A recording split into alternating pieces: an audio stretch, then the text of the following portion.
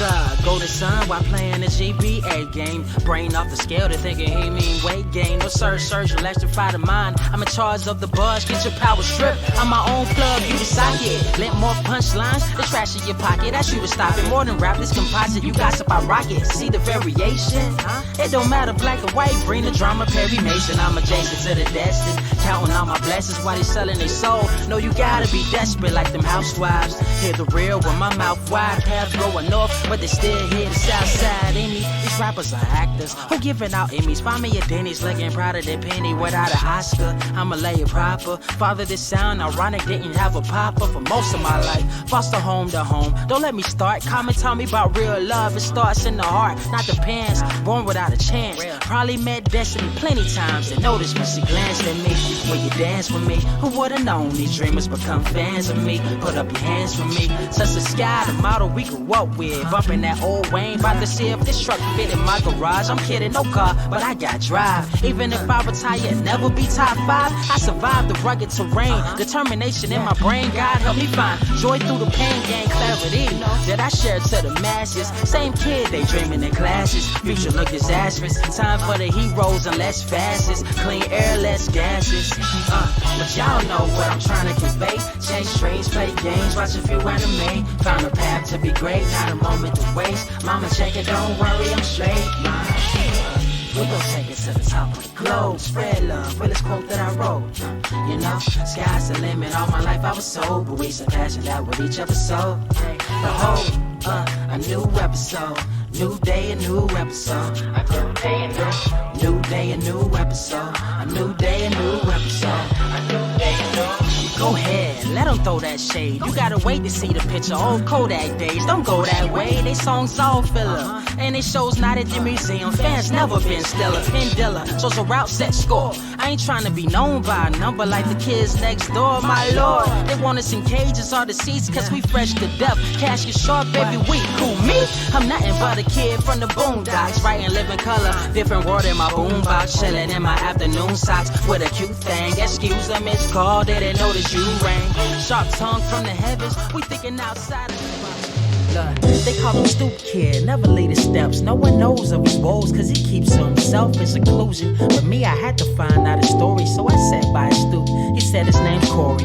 Told me how he used to be in love with a dame, but she left about as fast as she came. Said the sky's never been the same. Air's less fresh, chemtrails blanket the sky, and we compressed to a perfect world that we created within the mind. We blind to the truth as the days unwind. He finds happiness and watch the time go by. He asked, do you know why?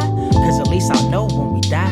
Society's engulfed in trends, and it's hard to find friends when your vision ain't the same through the lens. A cleanse what we need, but our pride won't accept it. Love's like a precious baby girl, and I'm wishing that we kept it. Neglected all our principles, kids laughing at me every day. How conventional, all one-dimensional. I wish I was invincible, I would just fly away. Aim for the sun, hope to land in a higher place. That's my escape from reality. Life is a dream, but it seems we've been sleeping in ravines. For now, I'ma chill with the ranting. Sit up on my stoop while the kids keep chanting.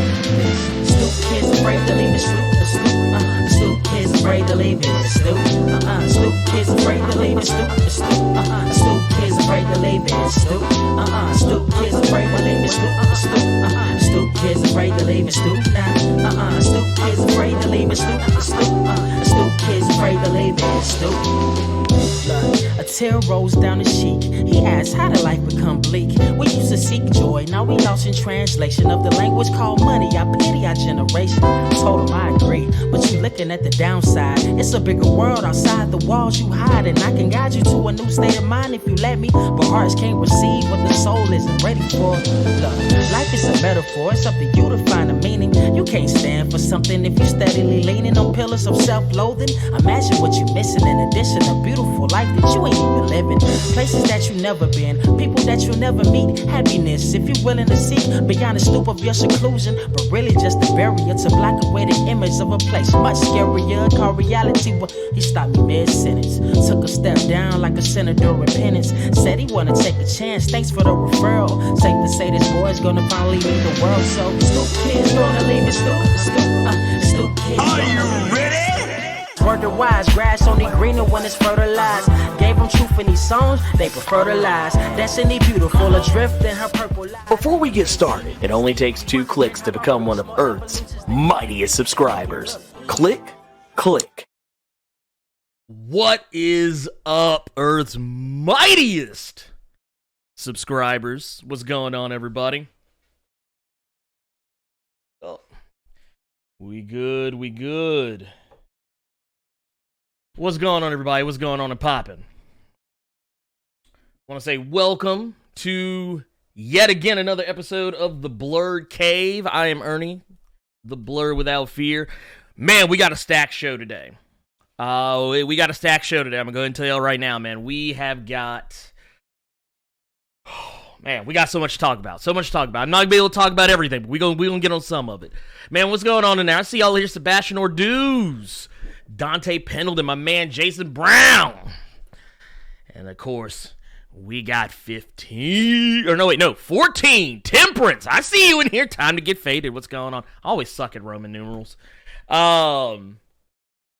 Dude, yes. Oh, man, Al, I see you in here, man. What's poppin'? Whew, man, there's so much to talk about. But real quick, we got to pay some bills. So we're going to go ahead and do that real quick before we jump into everything. Yeah. No, by the way, I want to go ahead and say right now. See, Jason knows the story. Jason knows Scoop, because me and Jason, we talk off the air.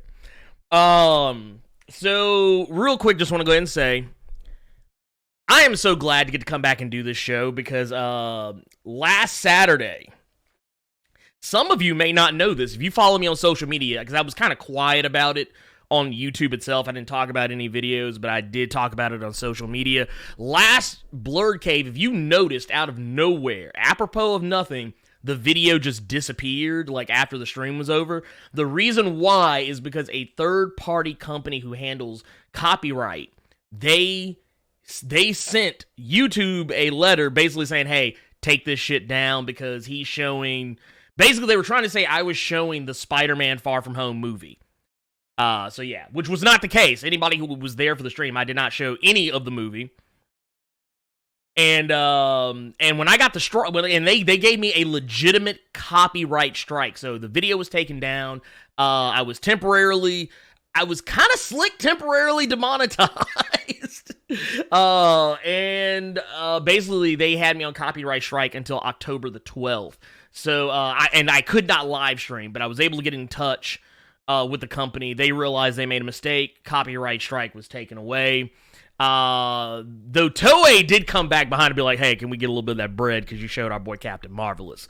So yeah. So just so y'all know, this week's episode almost did not happen. I just want to go ahead and let y'all know that right now.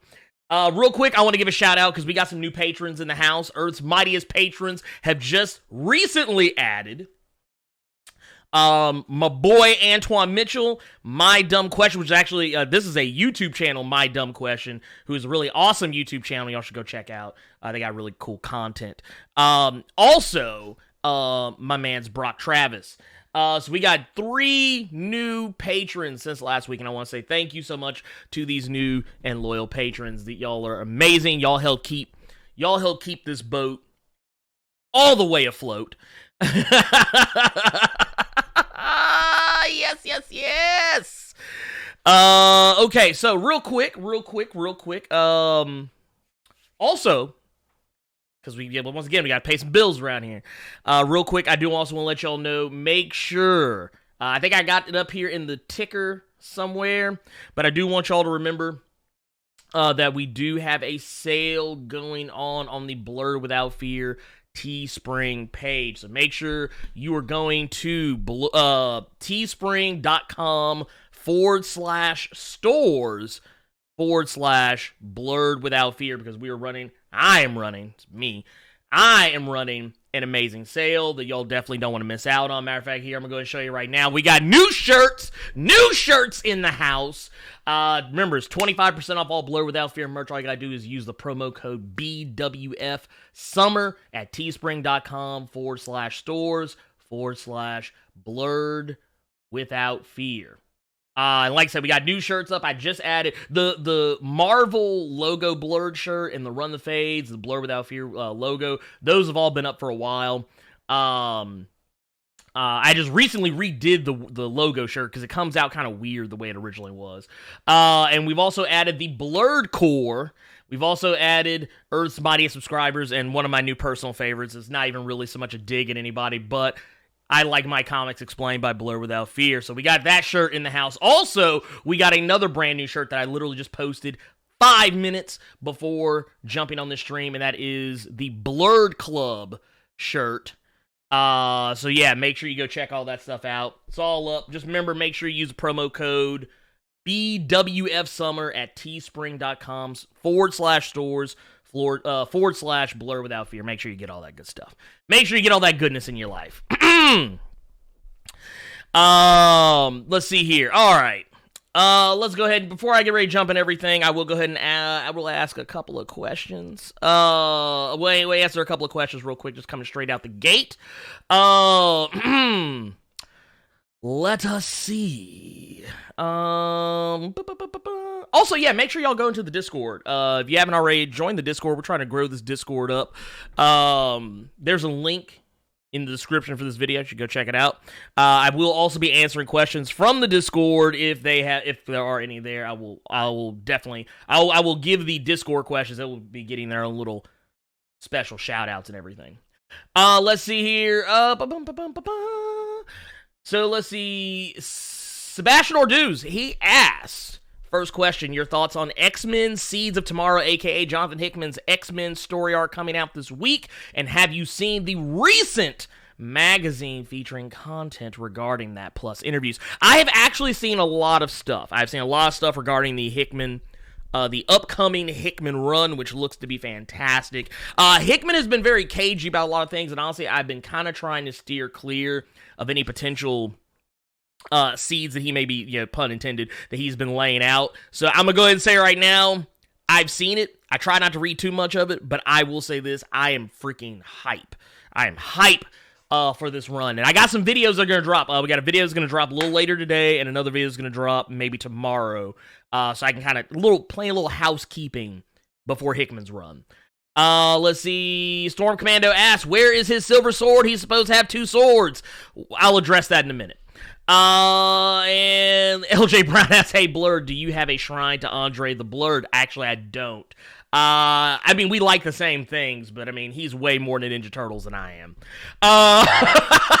Though we do share a very similar, if not maybe, I would say very equal love of Tokusatsu, Super Sentai, Power Ranger, stuff like that. But yeah, anyways, let's go ahead and talk about this Witcher.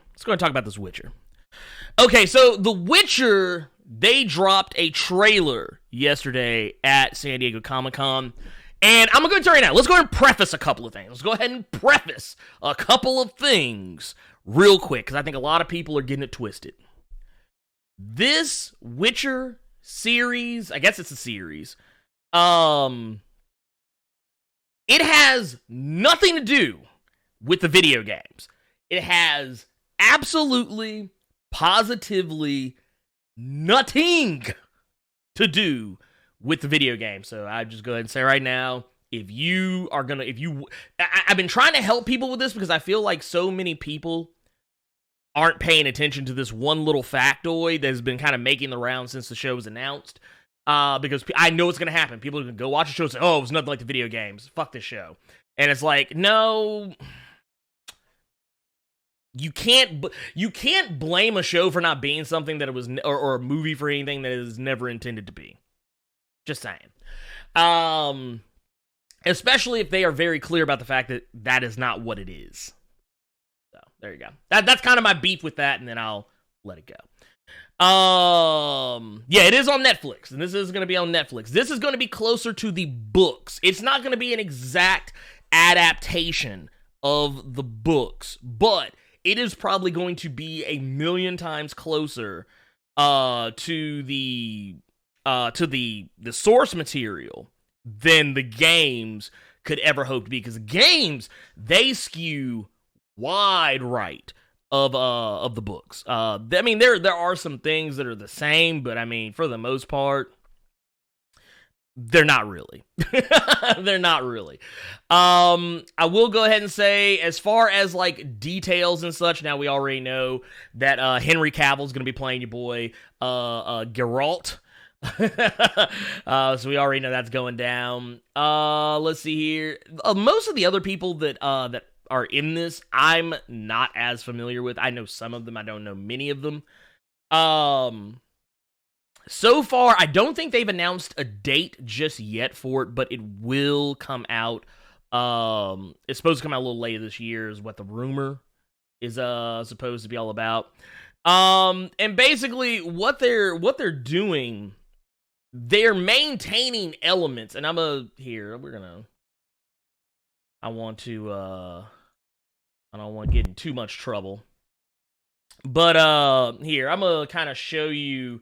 I'm gonna show you a little bit. Now, we're not gonna show a lot, but I do want it to be known that, yeah, we are basically what we're looking at here.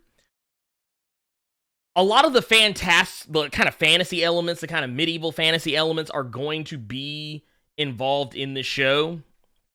A lot of it's there. It looks like it's going to be very kind of, I guess for lack of a better way to put it, kind of Game of Thrones-ish. But also at the same time, I would probably say maybe a closer... I really can't think of a closer show. I really can't think of a show that would be closer to that. But basically, think Game of Thrones, but with Witcher sensibilities. They're going to be showing... let me see if I can actually... I want to see if I can find... There's one particular scene in here that just... Because at first, I'm not going to lie, I was kind of like some people. It got to a point where they weren't showing the monsters quite yet. I mean, we saw some of the more fantasy-based elements, but we hadn't really seen any of the monsters. And then I think it's like somewhere... Yeah, boy, right in here. Let me see if I can find it. Yeah. It was kind of about right in here where I was like, okay, yeah, all right, we are back in business. I like what we're seeing here. I'm digging it. I'm all for the fighting, everything. I know people said, they hate the fact he didn't have the two swords. He does actually have the two swords. They're just not on him at all times, at least not in like this right here. I was like, yes, I'm here for it. Dude, that right there, I'm here for it. They were showing him using, his, all of his Witcher, like some of his Witcher tricks and skills. I'm here for it. I'm all in. Go ahead, paint me up for it. Henry Cavill. They showed two different monsters, and I'm on board.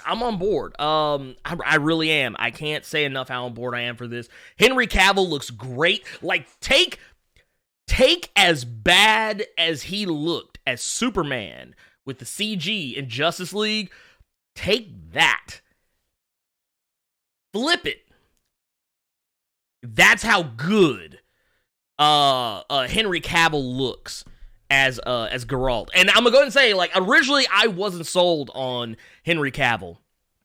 I was not sold on Henry Cavill originally as Geralt. But man, seeing him in action, seeing everything that he's doing, seeing him, and this is why I always tell people, sometimes, like, when you see set photos, you see leaked footage, I always tell people, wait, just wait.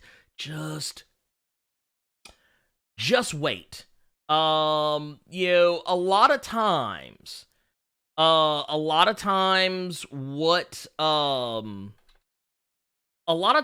happens is we see something out of context. We see something that's not in motion. And then once you see it in motion, you're like, oh, that's what they were going for. And it's like, okay, now I see it. It's the same thing that happened with Heath Ledger regarding the Joker. When people saw the still images, they were like, nah, don't like it.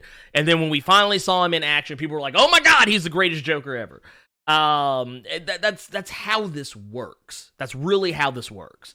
That said, that said, I like what they're doing. I like the look. I like the vibe. I like everything they're showing me here. I mean, not to mention, dude, Cavill is still ripped. Dude, he is still ripped. I thought he would have dropped a little, like a little bit of like a smidgen of weight. Nah, man, he ain't dropped nothing. Cavill's still coming in at Superman weight. I think he actually might be bigger than he was when he was Superman. Oh my god, but yeah, nah, dude, it's But no, what LJ Brown said, yeah, the books are what got Cavill on board for this. He originally did not want to do this. He thought it was going to be about the video games. Which, I mean, don't get me wrong. I love the video game. Video game is fantastic. Fantastic. But, no. And then, yeah, you got to go, you go in through with, you look at some of the other characters. I mean, I think dude, what's going on, Gerald? I see you in here. Dude, Brother Bacchus, I just realized you jumped in here, man. Good morning. But yeah, I mean, that's how people do work. I mean, yeah, people get really bent out of shape about things, and they just fly off the handle right off the bat, and without actually seeing anything. And now that we've actually seen footage of it, now we can properly judge it. Yeah, I mean, and right now, and here's the thing, Henry Cavill, in and of himself, is not a bad actor. He just had the misfortune of being in some bad movies, or movies that just weren't, like, amazing. And that's kind of the thing I think we have a problem as a society and with fandoms, no, excuse me, and things of that nature, is that we tend to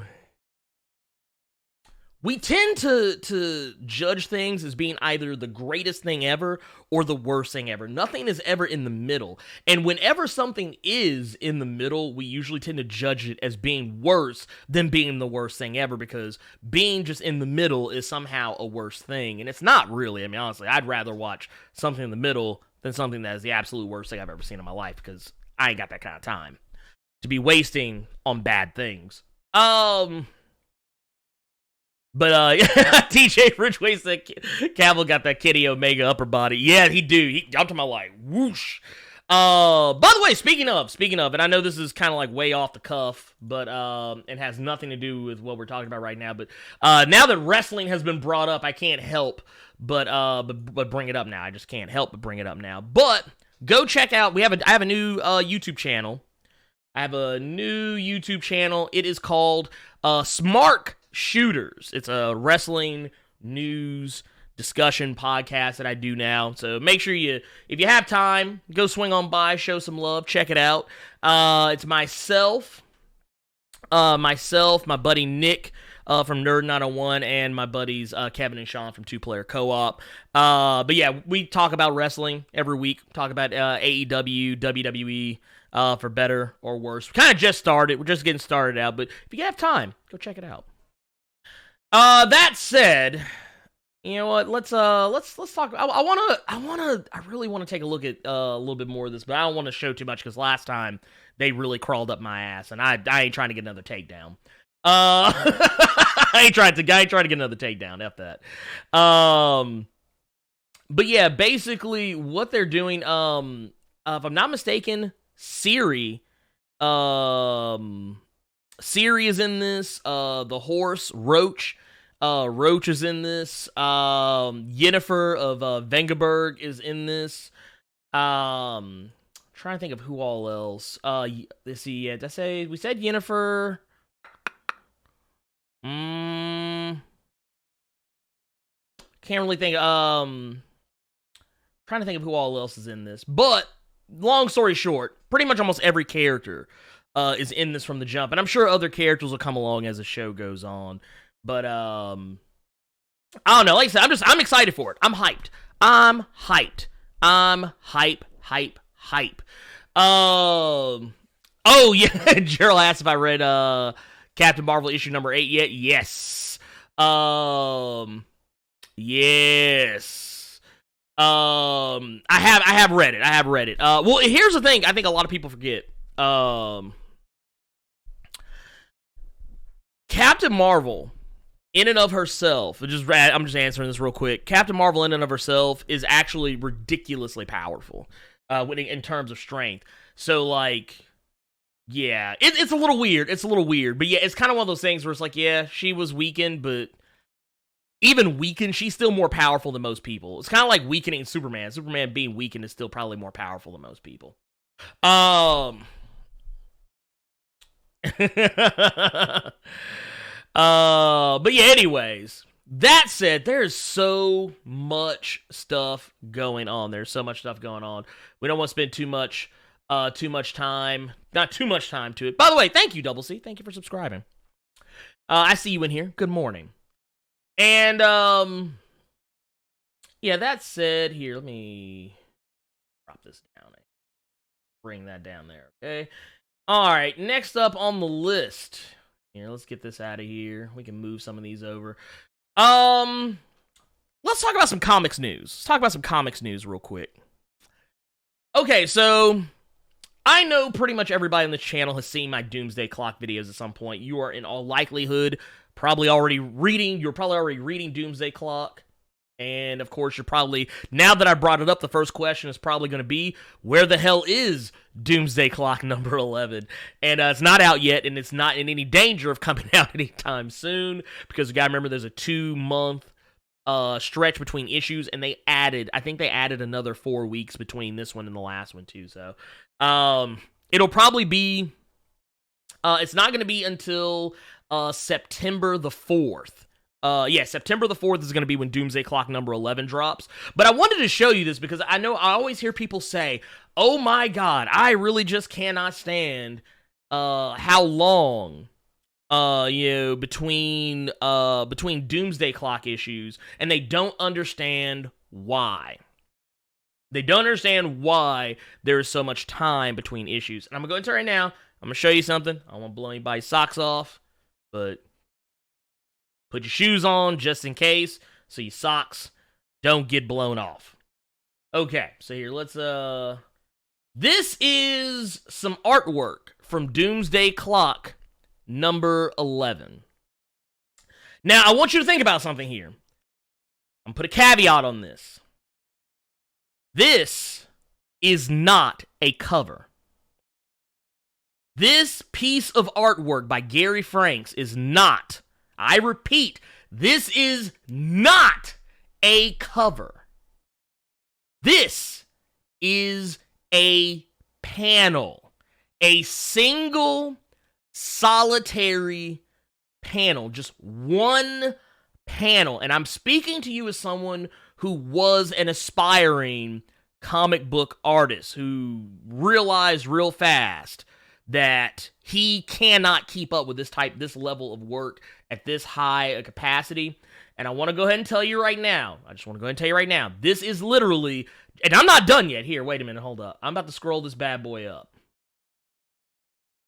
because there's more. Oh, but wait, there's more. Let's see here. That is everything. That is a full panel. That is a full panel from Doomsday Clock number 11. And I just want y'all to understand that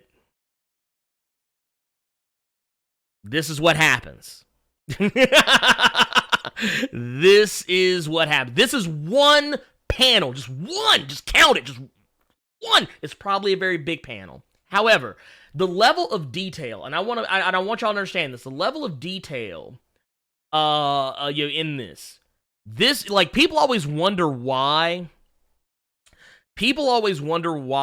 comics, like artists aren't the same as what they used to be. There are still great artists out there. Let's be fair. But that level of detail, and like I said, this is, and here, let me bring it back up here a little bit, just so you can understand, just to appreciate, everything that's going on here. But yeah, that's just one panel. That is just one freaking panel. Yeah, he does have, Brother Bacchus called it. Yeah, he's got the Kirby dots. He's got the Kirby dots in there. See, look, people know their comics. People know their comics in here. Yeah, Swamp Thing. That is Swamp Thing up there. But yeah, that is kind of one of the things I think a lot of people are kind of missing in all this. And actually when he posted this, Gary Franks posted this on his Twitter. He said, clearly Jeff Johns is trying to kill me. And then he posted another tweet that said, and we're both trying to kill Brad Anderson, who, for those of you who may or may not be familiar, I believe Brad Anderson is the colorist. Or ink. I think he's either on color or inks. I'm gonna have to look that up. But either way, yeah, he's the colorist. He is the colorist for Doomsday Clock. So yeah, could you imagine coming into work one day and your boss, or like not even your boss, one of your coworkers says, "Here, color this." He's like right then, right there, quit. I'd be like, I'm out. Can't do it. Dude, the colorists, man, the colorists have a difficult job. And I know people think that it's easier now because, like, everything's digital now, but no. But I'm just saying, look, look, let me say it one more time for the folks in the back that don't understand what I'm saying. So here, yeah, exactly. I was about to say, Sebastian nailed it. Gary Frank, he also does the inks for this. So he's not even finished. This is only half the job. It is only half the job. This is why Doomsday Clock takes as long as it does. And I know a lot of people get upset about it, but the thing is, when you want something done right, when you want perfection, when you want something to be the absolute best it can possibly be, I like to think of one of my favorite studios, CD Projekt Red. Oddly enough, because we were just talking about The Witcher, I always liked CD Projekt Red's original approach. I remember back with The Witcher, people would ask when they would ask when something was going to be ready. Like they were asking, when is The Witcher 3 going to be out? When is The Witcher 3 going to be out? And they would always say it'll be out when it's ready. And that's the attitude sometimes you have to take with stuff like this. Stuff like this takes time. And I'm going to show it one more time for the folks in the back that may not understand. But I mean, look at this. Could you imagine, man, if I walked into work as an artist, and I'm not on Gary Frank's level. I'm going to go ahead and say it right now. I'm not on his level. But even... And I'm very confident in my artistic capabilities. I know I could like, if you gave me time, I could output something like this. But if I walked into the door right now, Jeff Johns handed me the script for the comic and said, here, I need this panel, I would look at it and be like, is this the cover? I'd be like, is this the cover? Oh god, it would be so wild. I actually have seen, I'm gonna see if I can pull it up. I've seen a piece of the cover. I've seen a piece of the cover, and dude, it looks wild. I'm gonna pull it up right here. I want y'all to kind of see what I see here. I don't know how much of it's gonna show. Oh, wait, it went away. Let me bring it back. There it is. I don't know if y'all can see that. But yeah, this is the cover. This is the cover right here. One of the covers. I think there's another. Like, they always have one or two covers, but this is one of them. And you can kind of see right there launch controls. Like, somebody is getting ready to launch a nuke. Somebody's getting ready to wreck some shit. And Batman's like, hold on, son. Hold on, Rosebud, me old son. Yes, I can't wait. September 4th. Dude, September 4th can't get here fast enough. Man, I'm loving it, man. Right now, it's such a good time to be alive and be a comics fan. It's just such a good time. It is such a good time to be alive. Lemon Piece, I see you in here. What's going on? Okay, so...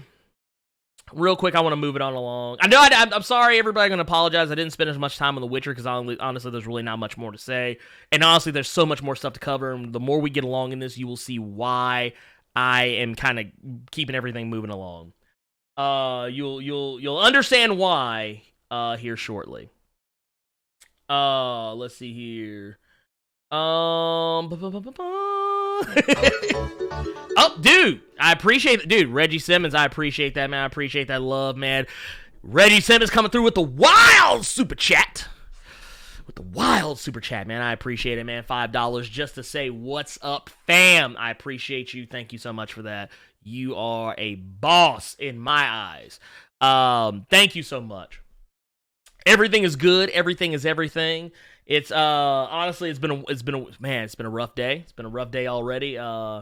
Stuff is happening, and I ain't ready for it. I'm trying to keep up with everything. I don't know if y'all been seeing my social media. I've been trying to up the game on social media. I'm trying.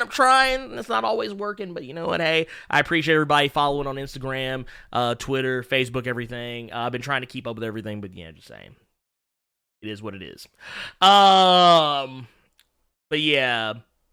That said, I want to move on to another. Because we're going to be talking about a couple of, there's going to be a lot of comic news today, more so than what I usually talk about.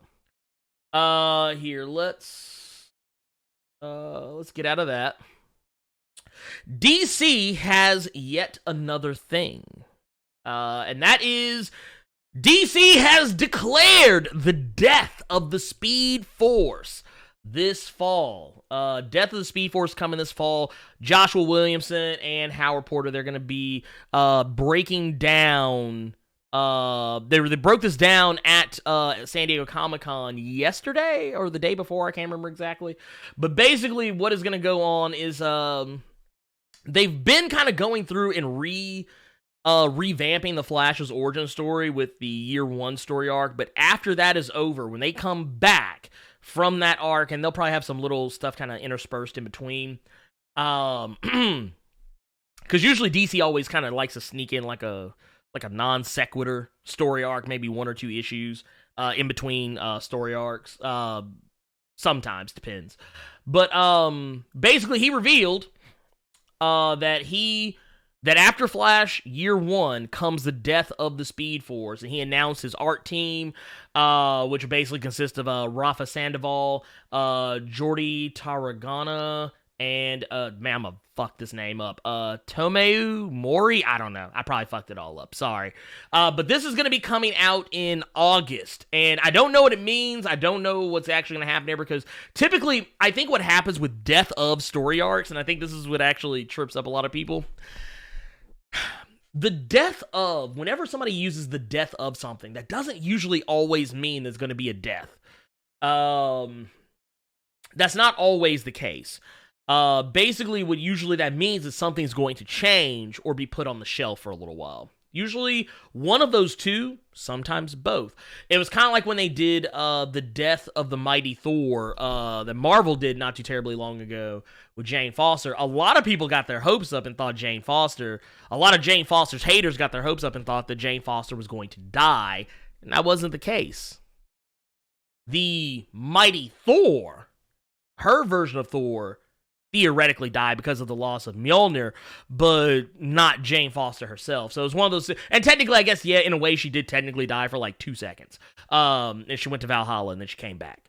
But yeah, it's neither here nor there, and it's always that way. Very rarely, especially in since maybe the death of Superman, deaths don't always necessarily mean that they are going to die or stay dead. It just means they're being put on the shelf for a little bit. That's all it is. But yeah, so multiverse, hyper time, the Speed Force, and the thing is, really, the Speed Force, and I know a lot of people are talking about, oh hey, welcome Neon Neo Knight, welcome to Earth's mightiest subscribers. Yeah, they lost time travel, during Flash War. They still had the Speed Force, but couldn't time travel, but now they're taking out the Speed Force as a whole. So there's that. Now, this arc, if I'm not mistaken, this is actually more of like a full shot of, this is probably going to wind up being one of the covers. And bear in mind, the little Speed Force lightning is kind of tinging right there. Kind of makes you wonder what's really going on here. I don't know if maybe Hunter Zolomon comes back, maybe the Reverse Flash comes back, maybe, honestly, I would be surprised if all the Reverse Flashes come back. That would actually be interesting, and I would kind of hope that we would see maybe more of the other Flashes, maybe we get some Max Mercury, some Jay Garrick going on up in here. But yeah, this one, as far as I can tell, yeah, this is supposed to be going on this fall, this August. So yeah, so go ahead and get prepared for it, man. I'm just going to say it right now, get prepared. Next up on the hit parade, and like I said, and this is something I love. I love this because, man, you know what? It is such a good time to be alive. I love it when Marvel and DC are just throwing storylines out there. I love it. I think it's great. I think it's fantastic. I love to see people just going all out with their stuff. I love it. So Marvel, because this is Comic-Con, and yeah, I know people usually think about the movies when they think about Comic-Con, and think about the TV shows and stuff, think about Comic-Con, but you can't forget about the comics, because they put the comic in Comic-Con. Cheesy, I know. I got dad jokes for days. But Marvel released a little teaser for 2099 that'll be dropping this November. So apparently the 2099 that entire timeline characters are going to be coming back. And of course, this was also kind of teased not too long ago. If you've read the recent Amazing Spider-Man number 25, it was actually brought up there as well. There is something going on. I don't know how big it's going to be. I don't know how deep it's going to go. It has been announced that Miles Morales will also be getting his own, he'll be getting, I guess, a Spider-Verse crossover event of his own. I don't know how that's going to work, but I don't even know if it's a crossover event. It may just be a major story arc for him. Less across, because really Spider-Verse isn't really so much a crossover, it's just a Spider-Man event. But Miles will be getting one of his own, but that's neither here nor there. I don't have a whole lot of information on it, so I'm not going to spend that much more time on it. But what they did, this was the full teaser, and it basically says 80 years ago, it was 1939. 80 years from now, it will be 2099. So yeah, it's kind of like a weird thing. It's kind of like, okay, weird flex, but okay. But I mean, I actually think it's pretty cool. It's actually kind of cute that they kind of waited till roughly now to be like, oh hey, wait a minute, boom, 2099. Actually, what I can't wait for is if by some stretch of fate Marvel exists past 2099, say they make it in to the if the world even makes it that far, you start getting into maybe the years past that, 20. 2199, whatever. I would love to see if they if people still went back oh man, you remember that 2099 story arc? Yeah. But yeah, basically yeah, I mean, who knows who all is going to be coming back. I can go ahead and tell you right now, for my money, I would not be surprised if we saw Doctor Doom 2099. We might see the X-Men 2099 return. Yeah, maybe Punisher. Punisher was interesting. X-Men was all over the damn place, though.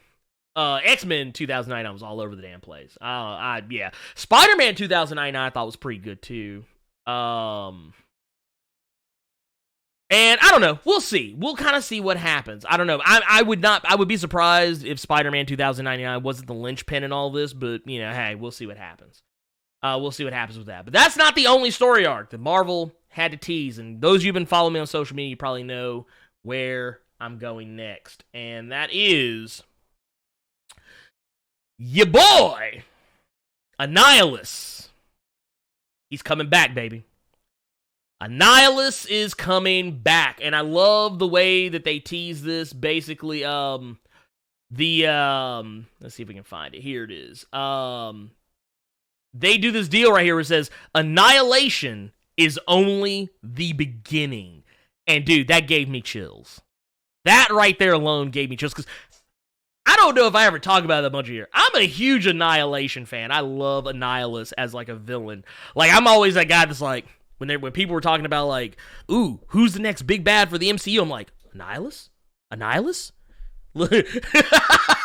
Meanwhile, other people are walking around here like,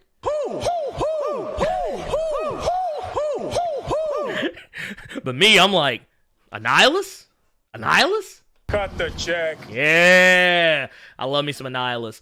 But anyways, Annihilus will be returning to the Marvel Universe this November. So, a lot of stuff is going to be going on this fall, man. I am going to be a busy Blerd. I'm going to be busy. Depending. Well, we'll see what happens. Between both Marvel and DC, it's gonna be wild. It's gonna be wild. Now, what all this means? Does this mean we're gonna see another Annihilation level event? I think so. Because honestly, I don't know how many of y'all have read Annihilation. It is wild.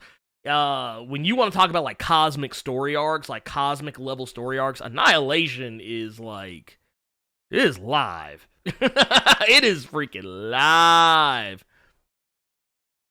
Oh, dude, Steven, I see you here, man. Welcome, man. I haven't seen you sneak in here, man. What's going on? Dude, I see Dr. Strange. When are you getting here? Dude, Casey Johnson, I see here. Dude, everybody just kind of falling in, man. I love it. But yeah, so like I said, I don't know. I don't know. Dude, honestly, the Chillmonger says, when was the last time the universe was at stake? Secret Wars? Yeah.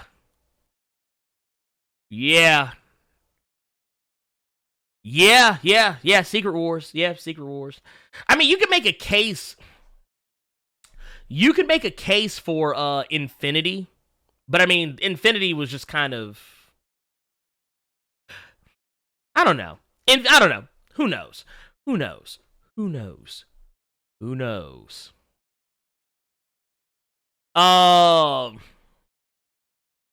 Let's see. And here, let's go. Let's see. We got some, dude, there's so much more stuff going on here. Okay, so we were talking about, like, and this is why I love, like, this is why I love comics. That's why I love comics, because the craziest things can happen. Sorry if I spaced out for a second. I was reading comments. I was reading the chat, reading y'all's words.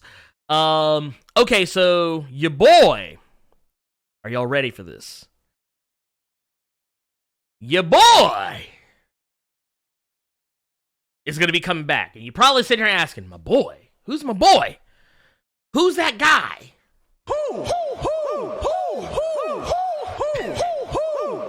So your boy, the Red Goblin, is going to be making a return.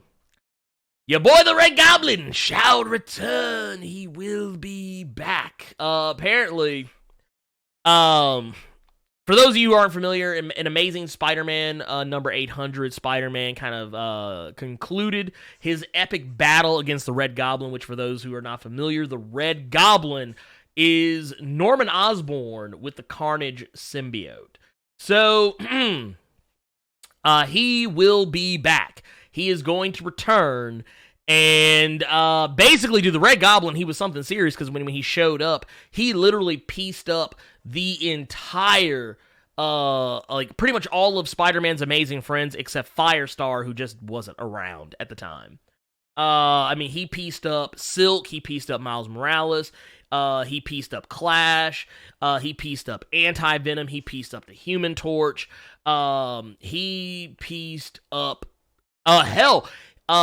he pieced up, well, actually, it wasn't him so much, but his grandson, Wildchild, he pieced up Superior Spider-Man, who at the time wasn't Superior Spider-Man, he was just Doc Ock, but still, pieced him up too. Pieced up everybody. Just ran. I'm talking about, like, he literally folded every last single one of them.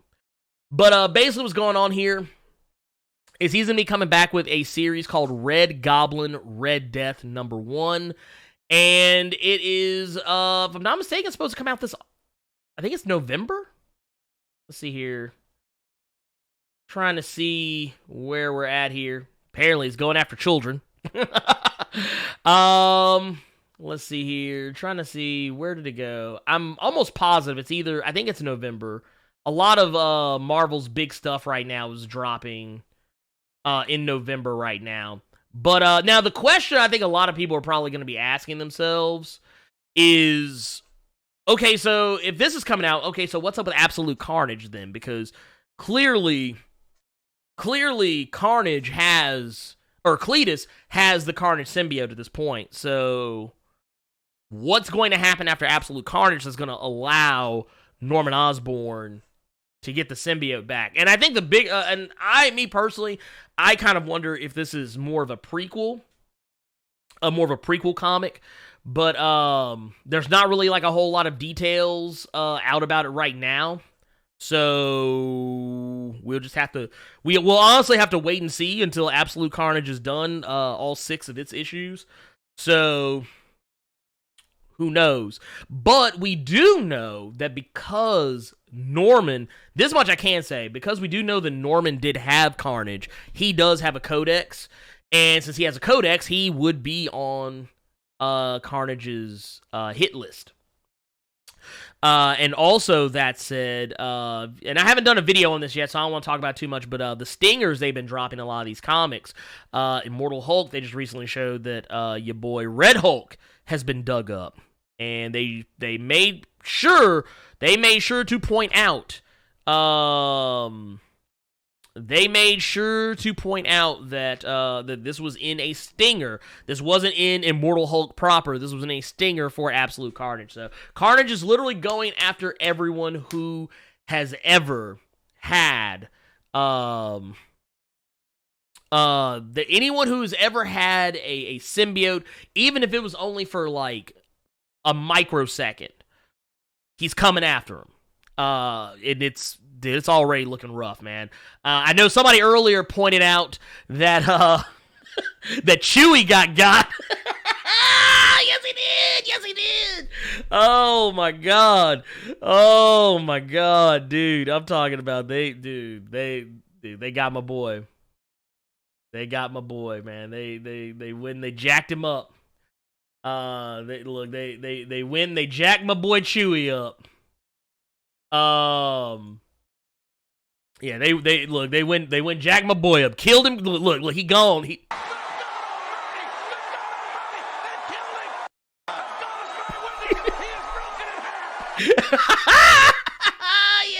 Yes. I love Chewie, by the way. But yeah, dude, you go ahead and cue up that Boys to Men for Chewie, man. I can't do it here on the channel, but man, go ahead and cue up that Boys to Men for him, man. He got his ass toe up. Oh, okay. So here's another thing. Here's some more. This isn't really so much. You know what? Yeah, let's wait. Before we jump into it, I do want to go ahead. I want to go back through. I want to go back through and read some of the chat real quick. Some of this chat. Oh no, Brother Bacchus, you wildin'. Brother Bacchus about to give a nihilist the Carnage symbiote. Dude, don't give him that. He's already out here stretching folks, man. Don't. He's already a cosmic level threat, man. Don't do the Marvel universe like that. Dude, Texbeck Studio, I see you in here. What's up? Samuel Raymond says, hello, boss. This is Raymond from the UAE. You're the bomb. Thank you for that. I appreciate that. Thank you. And let's see here. Dude, yeah, TJ Ridgeway, you said it best, man, dude. The amount of fades that Annihilus ran, unconscionable. Look, matter of fact, this man racked up a body count that few have been able to match. To this day! My boy was out here killing it, man. He was out here killing it. Let's see here. Let's see. Let's go back through here.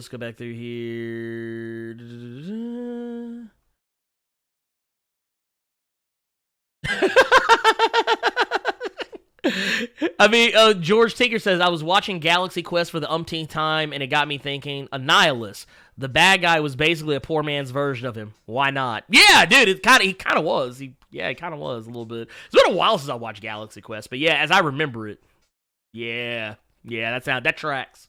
That tracks.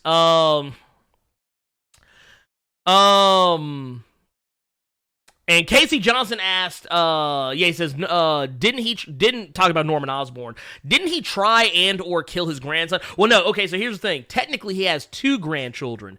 He was trying to turn, I think he was trying to turn all of them, but he took Normie. I think it was Normie that he took. Whichever one was the older grandchild. He took that one and gave him some of the Carnage symbiote. So, I just thought about something. Why did I think about this before? If Carnage is going after everyone who's ever had a Carnage symbiote, he is probably going to try and kill Norman Osborn's grandchild. That might be what brings Norman out. That might be what brings him back. That might be it. I'm calling it. Here, wait a minute. Cut the check. Go ahead and cut it.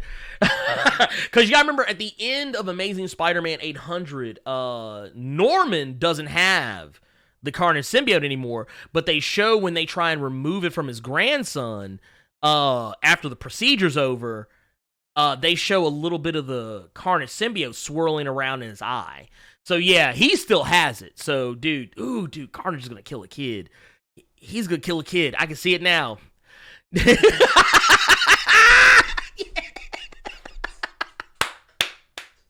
Dude, Donnie Cates, call your boy.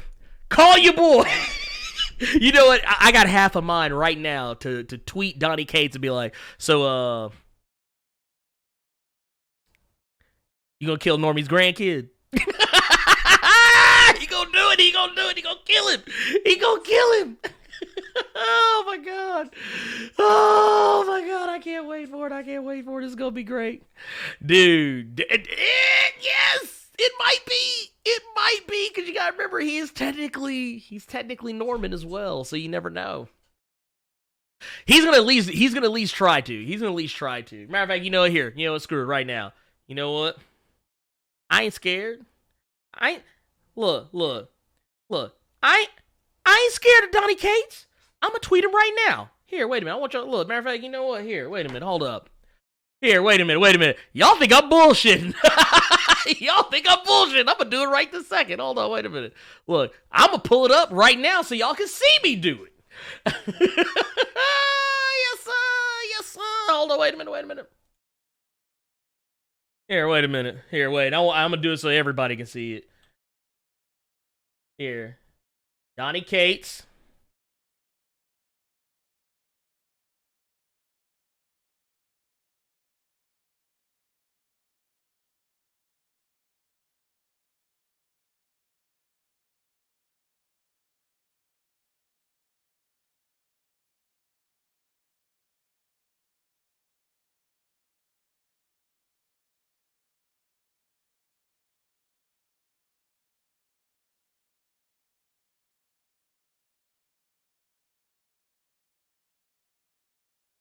Boom. Cut. Wait, here.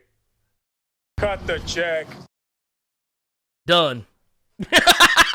Done. It is done. Your boy done did it.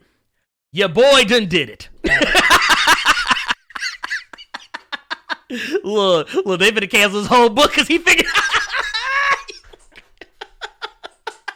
Look, wait a minute. Danger. Look, I'm out here about to fuck up the bag for Donnie Cates. Dude, look, Donnie Cates gonna be like, he's like, man, why you making it hot? He's like, why you making it hot? He's like, man, why you messing up the story arc, man? Now I gotta cancel the whole thing. Now we gotta cancel the whole book, and I'm be sitting here with hurt feelings.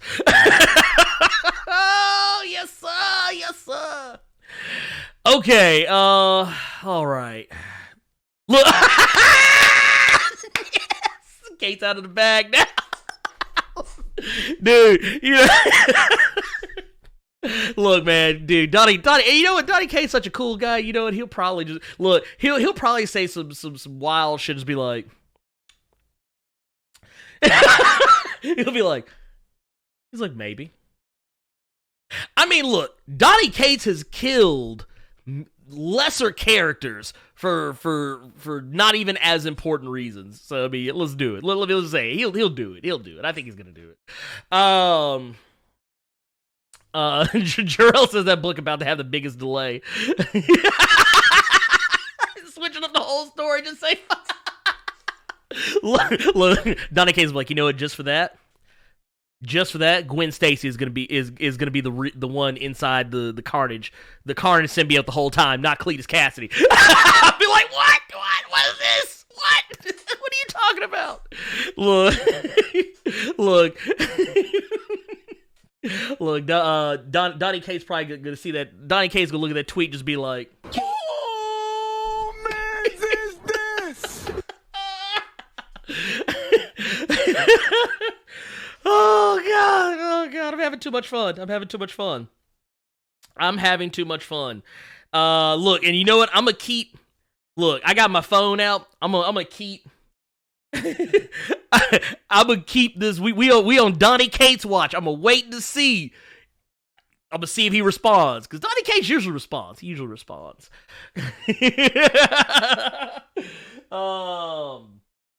We'll see what happens. Gates watch. There you go. Look, we everybody just start adding and be like, man, look, man, we need to know. Cates, what's up? Come on. The key good things come to those who Kate. Love it. Oh, I love it. Okay. Here, let's get back on task. Oh Lord. Whew. That's why I love doing the Blerd Cave, man, because it's, oh man, y'all keep it live, man. Y'all keep it live. Okay, so let's see here. All right, so let's talk about some Shang-Chi. So this isn't really so much like grandiose news, but your boy Jim Starlin, who basically Jim Starlin, for those who don't know, he is pretty much the mind behind a lot of the cosmic characters that you have grown up with in Marvel over the years. The guy, he created Thanos, created Gamora. If I'm not mistaken, I think he created Adam Warlock. Almost positive that he did. And but he was at Comic-Con recently. Of course, he was being asked about, because he did have a hand in Shang-Chi back in the day. I think he only wrote did like 3 issues. I think he only did like 3 or 4 issues of it. But and he was very vocal about the fact as to why he only did 3 or 4 issues of it. But he was recently at Comic-Con, and someone asked him, like, hey, they did a pull-up on him. And your boy, he was basically saying that he hopes that, since this Shang-Chi movie is being made, that Marvel steers well and clear of one particular villain that he thinks is mega problematic. And that would be your boy, Fu Manchu, who you can kind of see depicted back here. Fu Manchu was a very... oh my god. He was a very racist depiction of a Chinese man. It was one of those things. It was all about yellow fear, yellow peril, yellow, everything. Just it was just not a good time. It was not a good time, and of course, honestly, comics back then. And this is why I always tell people, when people always talk about how, oh, I can't believe how political comics are now. I can't believe how, comics are always talking about social issues. And they act like it's a new thing. No, it's not a new thing. This has been happening for decades. This is the thing is, people only notice it when it annoys them in some particular way. But no, it's been happening for a long time. Shang-Chi was one of those things. Black Panther was one of those things. Bear in mind, Black Panther's name was originally supposed to be Cole Tiger. Think about that for a second. So yeah, it happens. Luke Cage was a response to the blaxploitation era. Iron Fist was a reaction to the rise in popularity of kung fu movies. Shang-Chi, was also kind of in some way. But Fu Manchu, Jim Starlin was like, please don't put Fu Manchu on the screen because no. But basically what he says is, let me scroll down here to one of his deals here. He says, basically, when he was asked what he wanted to see in the movie, he said, it's easier to say what I would not like to see out of a Shang-Chi movie, and that's Fu Manchu. I'm hoping, and I'm pretty sure they're going to cut him out of the whole thing. He says, I had never read a Fu Manchu book before we did Shang-Chi. I think it was Stan Lee or Roy Thomas. They bought the rights to it from the Romer family. Only after I got done with the first issue did Larry Hama, a friend of mine, say, have you read one of these books? And he gave me one the next day, and I was like, oh, geez, it's kind of embarrassing. And yeah, that's embarrassing it should be. But basically he says that over the following week, while he was working on the second issue of Shang-Chi, he read it. He said he was horrified by these Yellow Peril books and that these are not politically correct whatsoever. Anybody who's not white is villainous in these things. Quite frankly, he was horrified. And he also goes on to say, that's why I ditched Shang-Chi after only 3 issues and went back fully to Captain Marvel. And he says, I was kind of embarrassed by it. We started with good intentions, and by the time I was in the middle of the second issue, I was sort of like, I want to get out of here. That's why I only did a few issues of it. If anybody's curious about Jim Starlin's hot takes on Shang-Chi, he would much rather not be bothered. He would much rather not be bothered by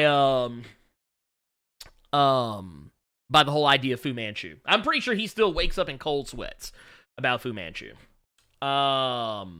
Which, I mean, that's fine. Let's see here. So we got some stuff here. Okay, see. Oh, wait. Yeah, okay, I see here. I see what's going on here. Let's see. Gerald Boza says Stan Lee and Jack Kirby created him.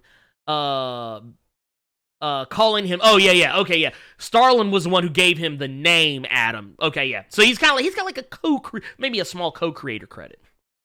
I'm gonna go and say right now, Stephen Nabuki, you said who's the better martial artist, Shang-Chi or Iron Fist? Honestly, oh man. Shang-Chi, see, that's the thing. It's really weird because both Iron Fist and Shang-Chi have kind of evolved over the years. Man. Oh, God. I don't know, man. You're making it hot, man. You're making it hot. You know what? I'm going to give it to Shang-Chi just because, I don't know. Iron Fist I always kind of feel like doesn't take the fight as seriously as he probably should. Shang-Chi will probably get that ass. Because Shang-Chi, he'll jack somebody up. That actually is how they used to kind of tell people like how badass somebody was. Is like they would usually take characters like Shang-Chi, piece them up real quick, and be like, "Oh man, dude, that dude took out Shang-Chi. He's serious."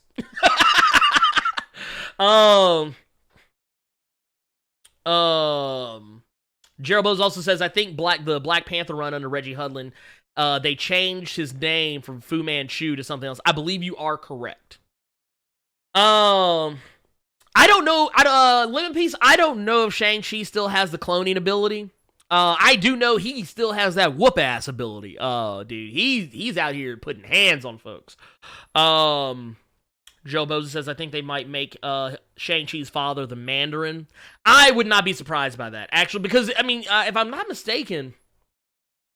yeah, I remember I was kind of combing through some old Shang-Chi issues, and I remember seeing, like, the issue where he's like, I think he actually said he was going to kill his father. His father's, like, laying on the ground, like, clutching his chest. So yeah, they might make that the Mandarin. I think that's actually the better way to go. Make it the Mandarin. But please don't. Ooh, please don't. And I'm trying to say this in the nicest way humanly possible. Please don't do the whole Yellow Peril thing with Mandarin. Please don't. Please don't do it. Yeah, Black Bandit says definitely a product of his time. Yes, very. Sebastian Orduz asks, what are my thoughts on Larry Hama? Ooh. You know, honestly... See, you're saying previously and currently? Uh-oh, I feel like there's something I should know that I don't. Hold on, wait a minute. Has Larry Hama done something problematic? Hold up, wait a minute. What did he do? What did he do? Oh shit. Wait a minute. Hold up. Wait a minute. Wait a minute. Wait a minute. Hold up. Hold up. Wait a minute. Wait a minute.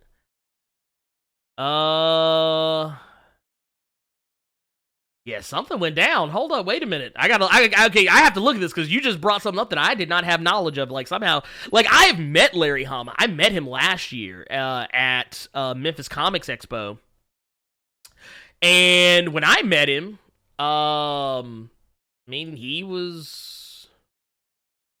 I mean, I don't want to say nice. He wasn't nice. He was pleasant.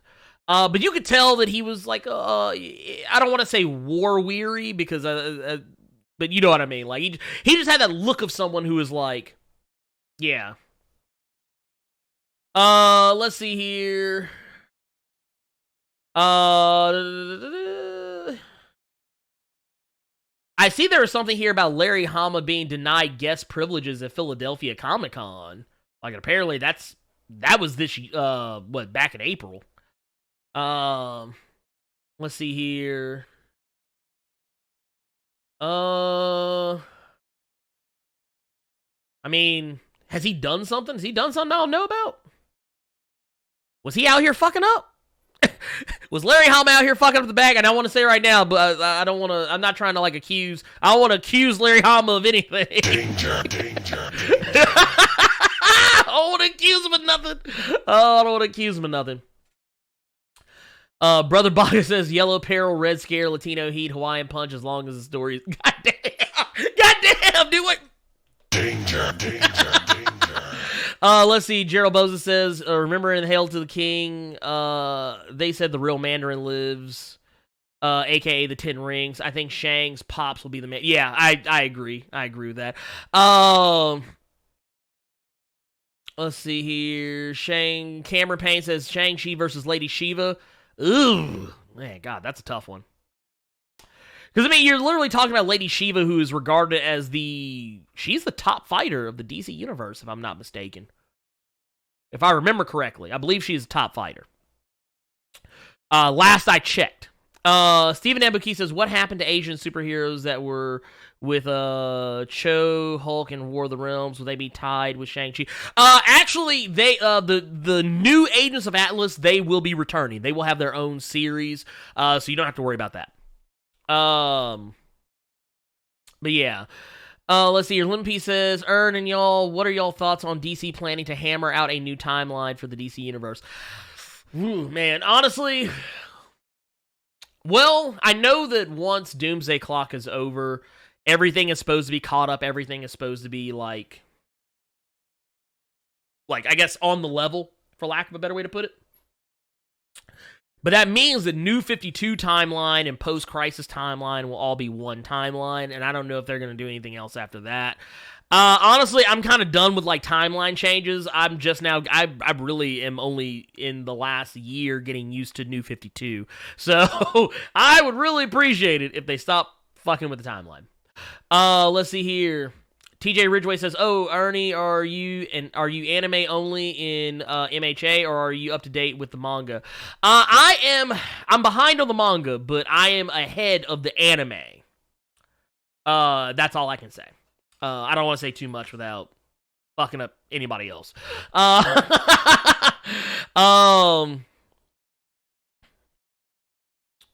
George Tinker says, why would you not utilize Ben Kingsley as the Mandarin like he couldn't have been lying to Stark?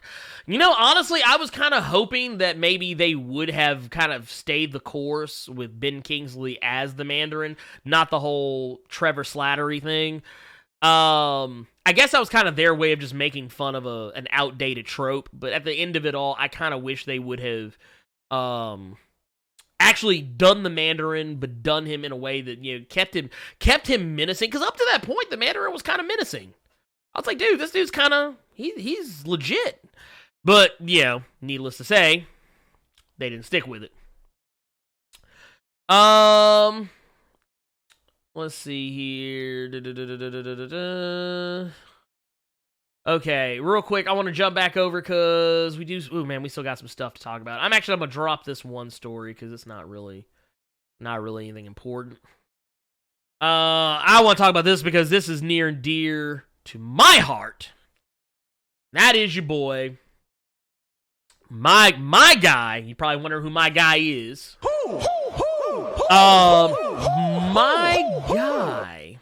My guy, Ed Brubaker, who has now signed a deal with Legendary Television. So, basically, what's going to be going on here is he has basically put together a little deal that is basically going to allow him to bring some of his works to television. And if I'm not mistaken,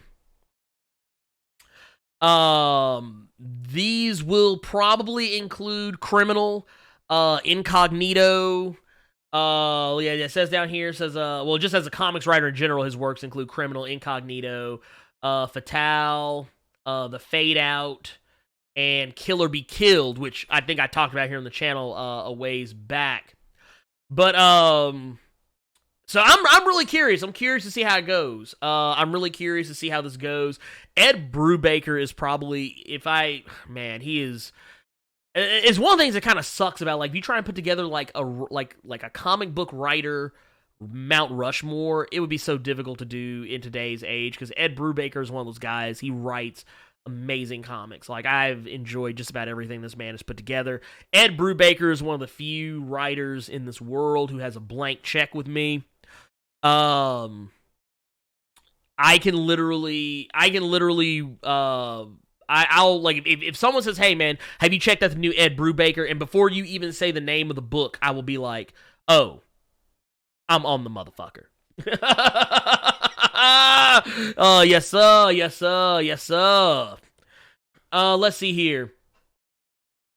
But let's see here. What do we got in here real quick? Dude, Shang-Chi versus Cassandra Cain. Dang. I'm not glad. I'm giving it to Shang-Chi. I'm going to give it to Shang-Chi. Sorry. I got to give it to her. I got to give it to him. Why I say her? I was looking at Cassandra Cain's name. See, anyway. Stephen Embeke asks, how does T'Challa compare in the Marvel martial arts world? I think T'Challa holds his own. I think he holds his own. I don't think he would be able to piece up anybody like, I mean, maybe. I don't know. I think he'd be close. I don't think he'd be like 100% undisputed. I think you still would have. I think he could get washed. I think he could get washed if he messed around with some of the hardcore characters in the kung fu side of Marvel Comics. Let's see here. Does Shang-Chi have any super abilities or just the best martial arts? He has chi control and a whole bunch of other crazy shit. Like he can jack people up. He's actually been able to jack up like Asian deities and shit.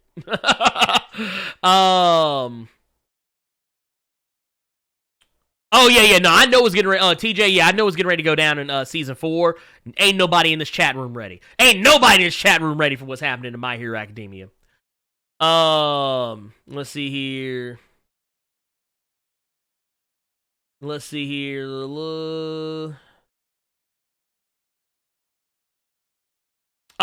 Brother Bacchus, you're talking about Cary Hiroyuki Tagawa? Talking about from Mortal Kombat? Yes, they put him in Shang-Chi as the Mandarin. I'm here for it. I'm here for it. Oh, I have checked out Silver Surfer Black. I got thoughts on it. And matter of fact, I'm going to pour those. I don't want to say too much here. I'm going to pour those thoughts into one of the next videos that's going to be coming up. So I don't want to say anything here. I want to bury the lead because I'm real bad about that. I'm real bad about talking about some shit that I'm about to make a video on and give you no reason to have to watch the video. I want you to. I know y'all will watch the video anyway, but basically, okay. I'll say this much. God damn. Silver Surfer Black is low-key one of the most lit books to come out in recent memory. Dude. Dude, yeah, no, I ain't gonna say nothing. I ain't gonna say nothing. Look, Jason's like, he's like, no, you're making it hot. Don't say nothing. Gerald Bozzi, you are correct. Gerald Bozzi, you are correct. He did,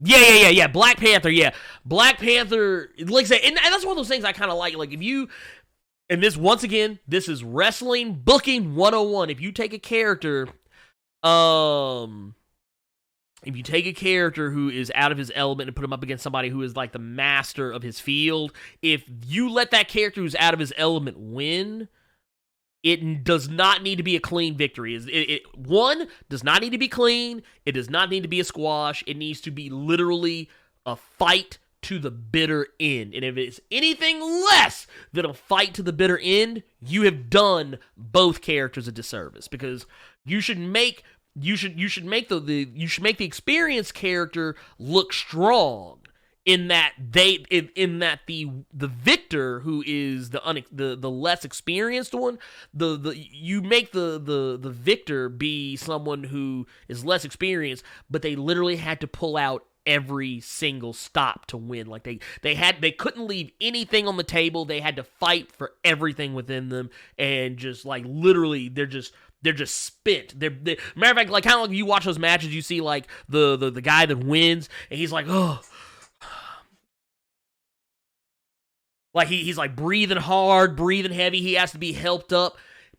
That's how you do it. You don't just have the guy just stand up, just like, yep, I won, whatever, bye. You don't do that. So yeah, you gotta book them strong. You have to book them strong, or else it doesn't work. Here, let's see here. What else we got? How many? Okay, so you know what? Some of these may get buried. Here, let me see what's going on here. Wait a minute, I'm sorry. I just switched over to Twitter real quick, just for a quick second, because I saw I had a notification. I was looking to see if it was Donnie Cates, and I saw my man Zelway. Man, Zelway was my boy Zelway Wallet. Hold on, wait a minute. I saw this. He was like, Don Cates, we gotta know, big dog. We gotta know. My boy Wallet. Oh, thank you for that, man. Thank you for that. I appreciate that. But yeah, man, y'all blow him up, man. Blow Donnie Cates up. Go on Twitter, blow his ass up. Blow his ass up. Just be like, hey, man, you answered the Blerd's question. We booking it. Are we booking it? Okay. I'm actually refreshing some stuff too, just in case. Oh snap! Wait a minute. Before I say what this is. Here, let me. I'm about to. I basically. What I am doing right now, just so y'all know, I don't want y'all to think I'm just sitting here just staring off into the wild blue aimlessly. Apparently at San Diego Comic-Con, they just dropped the Watchmen trailer. So I tell you what we gonna do. Here, let me see something real quick. I wanna. Ooh, this bad boy long. You know what? Don't say I don't ever take nothing for the team, y'all. Don't say I don't ever take nothing for the team. We're probably gonna do this. I want to look at a couple more things real quick. Cause some more news is getting dropped left and right. They dropped some stuff on Crisis on Infinite Earths. It's gonna be on Arrowverse. I'm not really gonna talk about that because I think we can all assume who's gonna be there. I guess probably I should have. The real big news is that Brandon Routh is going to be reprising his role as Superman for that. But, I mean, that's... Hell, it's kind of funny because the story broke, like, hours before Brandon Routh even knew. It was like, oh, wow, shit. It was like, well, everybody else knew before he did. Ain't that about a bitch? And you know what? I'm not gonna... I want to talk about this. I don't really... You know what? This is a non-story. We might save this one for next time. We'll save this one for next time. Oh, no, I do want to talk about this, though. Do you want to talk about this? F that. Before we get into Watchmen, I want to talk about the Russos. Okay, so the Russos, who, we all know, they brought us Captain America, the Winter Soldier, Captain America, Civil War, Avengers, Infinity War, and of course Avengers Endgame. And also they brought us the criminally underwatched Community. By the way, aggressively relaxing, man, dude. You all right, man? I understand. Let's see here. Wait a minute. Y'all see it. I'm gonna try and make that happen. Here, let me see. I'm gonna try and make the Andre Black Nerd thing happen. We're gonna try. I promise nothing because I don't like over promising and under delivering. It's my least favorite thing in the world to do.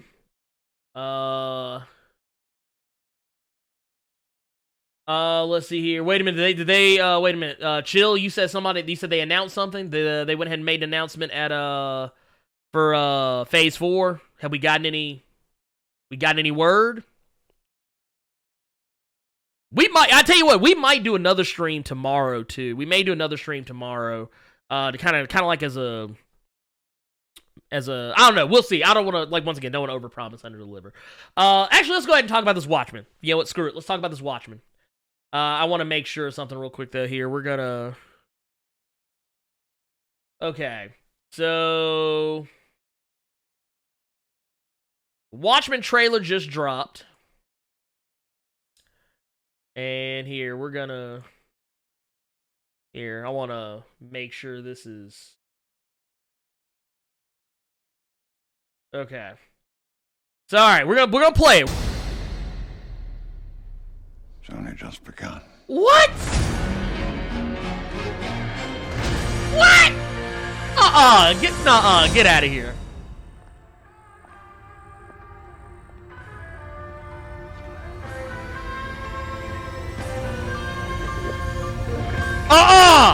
Quit playing with me! Quit playing with me! Quit playing with me! Why are you playing with me? Dude, No! No!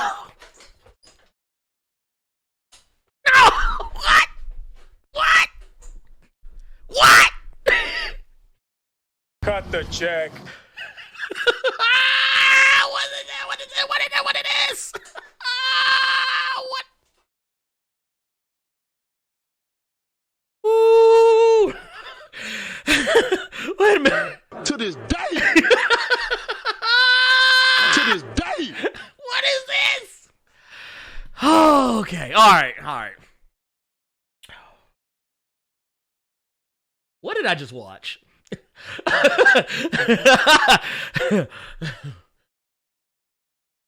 What did I just watch? I gotta know. What did I just watch? Okay. Okay. Here, wait a minute. What did I just watch? My God. Okay. Whew. I was teased. Oh, let me. Getting hot in here. It's getting hot in here. Okay. Okay, so. Let me run through. Oh. Yes, the pigs. Oh, Steven asked me, Blerd, what you know about Bowie? Dude. Wait. Changes. That's my shit. Nah, dude, Life on Mars is my favorite David Bowie song of all time. I love that song. Life on Mars, Ashes to Ashes, oh God, Something in the Air. I like some of his weirder songs, like the songs that are kind of trippy. And of course, Starman, Ziggy Stardust, Dude, just everything. Pretty much anything from Ziggy Stardust, like from the early days on down. I'm here for it. I don't know what those pigs were about.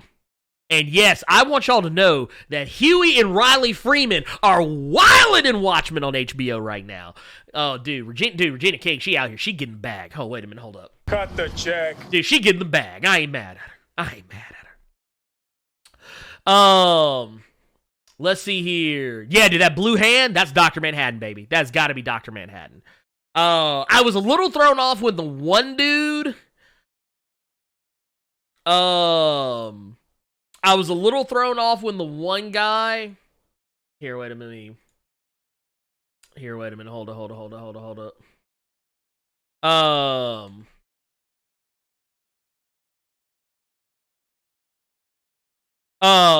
I was a little thrown off at first when the one dude was like, "Yeah, I'm Dr. Manhattan." I was like, "Hold on 1 minute."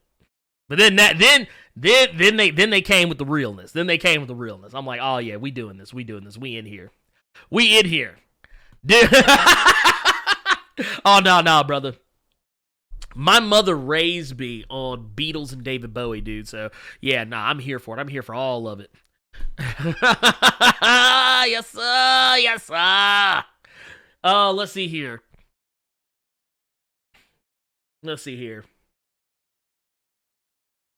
Cameron Payne said HBO plus Watchmen equals fishing with dynamite. Ooh, man, you ain't lying. Dude, the cast looks great, man. So far, this looks good. This looks real good.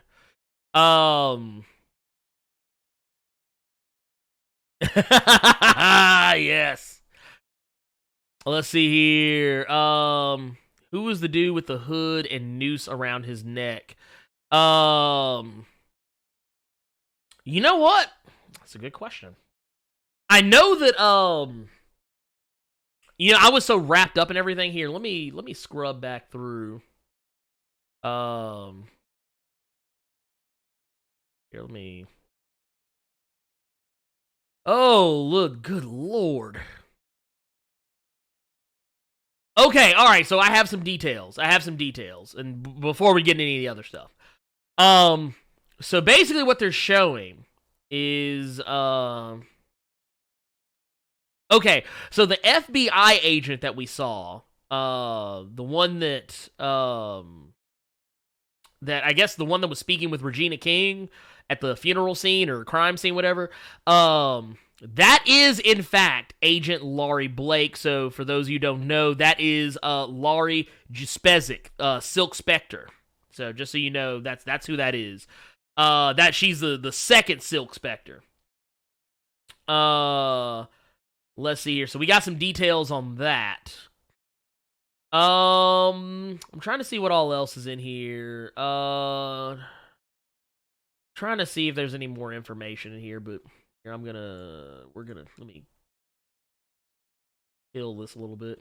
Because I kind of want to see, trying to see, like, what all of this is. Because there's a lot of details in here that are just... Oh, wait a minute. Okay, yeah. I forget his name. But, if it's who I think it is, he's one of the original Minutemen. I can't remember his name to save my life, though. I cannot remember his name to save my life. Not for love or money, cannot remember his name. Hooded Justice is his name, if I'm thinking right. Hooded Justice. Yeah. Here. This guy right here. That's him. That is Hooded Justice. He was in the original Watchmen. I don't know if that is legit him in the trailer or not, but it could be. Oh, man. Let's see here. Oh, dude, King Breezy, I didn't know you was in here. What's going on? But yeah, nah, dude, this is gonna be some fire shit, man. Oh, dude, this is gonna be some fire shit. Here, let me see here. Oh, yeah, dude, we get Boondocks back next year, too. Dude, Regina King getting the bag.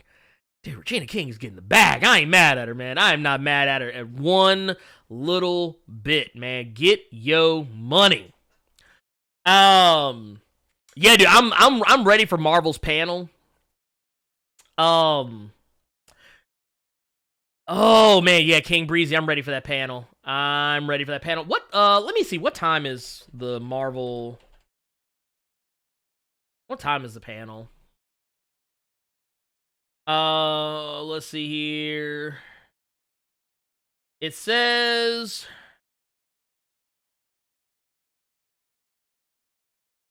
it will begin at 5:15.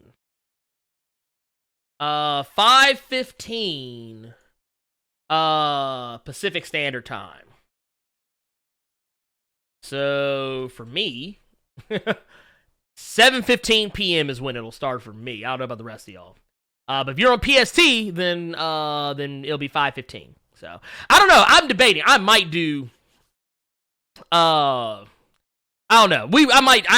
Oh man, I don't know. I have to figure out something because I don't know if they're actually going to show it live or if they're going to actually like post it later or something like that. But one way or the other, I'll cover that later. We might do another stream tomorrow, though. That one will probably be later in the evening. Maybe we'll see what happens. We'll see what's going on there. Let's see. And Jason Brown says, bro, they said one of the deleted scenes was Doctor Strange talk to the Living Tribunal in the final battle. Dude, that would be amazing. If that is the case, dude, that's some shit they need to put that back in. They need to put that shit back in tonight. Real quick, last thing. This is the last thing, and this is kind of more because it's personal to me than it probably is anybody else. The Russo brothers, they just announced that they are going to be doing a Battle of the Planets film, which is, for me, some of you may know them as, because it was Battle of the Planets when it first came out over here. Some of you may know it as G-Force. I know them as Science Ninja Team Gotcha Man, because that's just how I roll. But they were pretty much like anime, like tokusatsu in anime form. They were actually, if I'm not mistaken, I want to say they were part of the reason that, I can't remember which was it that came first. I think it was Gotcha Man. Gotcha Man heavily inspired, Jetman. The Jetman Super Sentai series. I mean, it's practically the same show. Only not. But let's see here. But yeah, it's practically the same show. But yeah, Gotcha Man is going to be getting a movie. There's really not much more detail outside of that.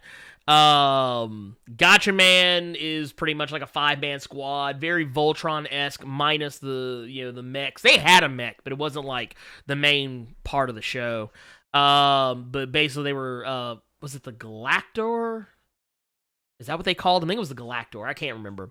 But yeah, if you were familiar with stuff like Super Sentai, if you were familiar with stuff like Power Rangers or Sentai Jetman or Battle J Fever or Mask Man, any of the Super Sentai stuff, you would probably have at least a vaguest idea of what Battle of the Planets is. So that's actually a really big thing. That's a really big thing. And yes, Jason Brown, because we talked about this yesterday. Yes sir. My guy Joe the Condor, he was that dude. Please believe that. And then here, real quick, because I don't want to. Oh, wait a minute, I'm getting wild text left and right here. Wait a minute. Oh, and actually, I don't know if Raven. I don't know if you're in the chat right now. I just got your text. I'm gonna answer you here in just a sec. Here.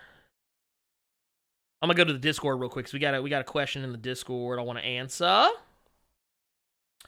Chillmonger, who is in here right now, he asked in the Discord. Remember, there's the Discord. You got to go. It's in the description. Get in there. Get on that. Chillmonger says, he asked, remember when Loki came out in full character? Who else would be great for that? He says, he's got Black Panther. Maybe Robert Downey Jr. can record a thank you and end it with a 3,000. You know what? Honestly, I would be down for any of those personally. I would say, since they've typically done villains, I would say maybe stick with that trend. Now, this one would be impossible to do because you'd have to either do like a pre-recorded message or you would have to do like some weird hologram technology. I would say do like... I say do Thanos. If you could do it, if you could actually make it happen, make it work, I would say do Thanos. But you'd have to do like some weird hologram stuff, and that shit's really expensive. And I doubt Marvel would spend that kind of money. Not that they don't have it, but I doubt they'd spend that kind of money to do that. So I'll be a little more realistic. Because they did bring out Taserface for the Guardians of the Galaxy. So they did do that. It would have to be somebody that they could actually physically put on camera. Yeah, dude, bring out Ebony Maw. Bring out Ebony Maw. Have Ebony Maw talking wild spicy. Have Ebony Maw talking spicy as hell to the crowd. Like, have Ebony Maw moderate the panel. That'd be amazing. That would be amazing. No, I guess I would probably say... You know what? I would actually like to see somebody like either Doctor Strange or... I would like to see Tony Stark. Black Panther, I think, would be very interesting to do.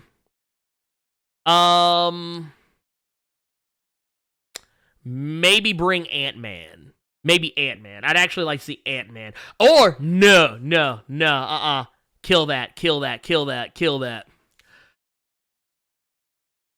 me your boy Luis. Cut the check. Give me your boy Luis. Yes. I would, dude. Yeah, get Michael Pena out here. Go ahead and wheel Michael Pena out here. let him just run the whole thing, dude. I'd be here for it. But if they did another villain, I would like for it to be Thanos. But like I said, I know it would be too costly to do. It wouldn't work. But you know, I can't really think of. Really can't think of anybody else. Michael Pena did do the recap. It's actually in the Discord right now. Chase Tucker, thank you for that. Welcome to Earth's mightiest subscribers, the most elite fighting force in all of YouTube. So that should be said. Oh, dude, yes, Lemon Piece. Actually, you just threw one out there I didn't think about. Yes, bring out your boy. Cap. The new Cap. Bring out Sam Wilson in the Cap armor. Dude, I would love it. I'd be here for it. You know, I do want to answer another little question. I say little question. It's not really a little question. It's not even really a question. It's more of a declarative statement. I had the pleasure this morning of waking up to a really awesome heartfelt message from one of you Earth's Mighty subscribers. I don't know if you're in the chat right now, and I'm not gonna say your full name because I don't want to make it hot. I don't want to put your business out on blast. But I'm just gonna say we are just going to call you Jimmy, and there's that.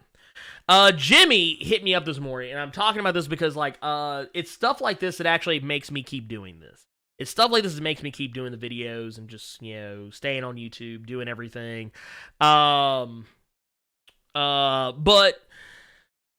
Jimmy hit me up last night. I didn't see it because I was having board game night with the family, and by the time it was over, I just went straight to bed. I didn't even check my phone, just literally was like, boom, bed.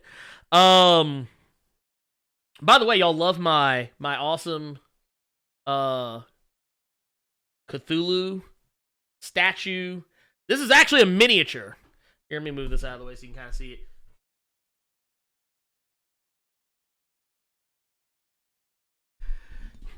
That is actually a miniature for a game. Anyways, but no, Jimmy sent me this awesome message, and he was like, it read, I want to thank you for rekindling my love of comics. I'm an ex-Army medic that suffers from PTSD. I run across your page, Comics Explained and Comic Historian, about a year ago, and it's definitely helped and given me a great hobby I totally forgot that I loved as a kid. Collecting comics, and my grandpa gave me some when I was very small. I kept most, a lot of old Godzilla. Anyways, rambling. Keep up the good work. And he gives me the prayer hands emoji. I just want to say thank you for that. Waking up to that message was very powerful. It was very powerful.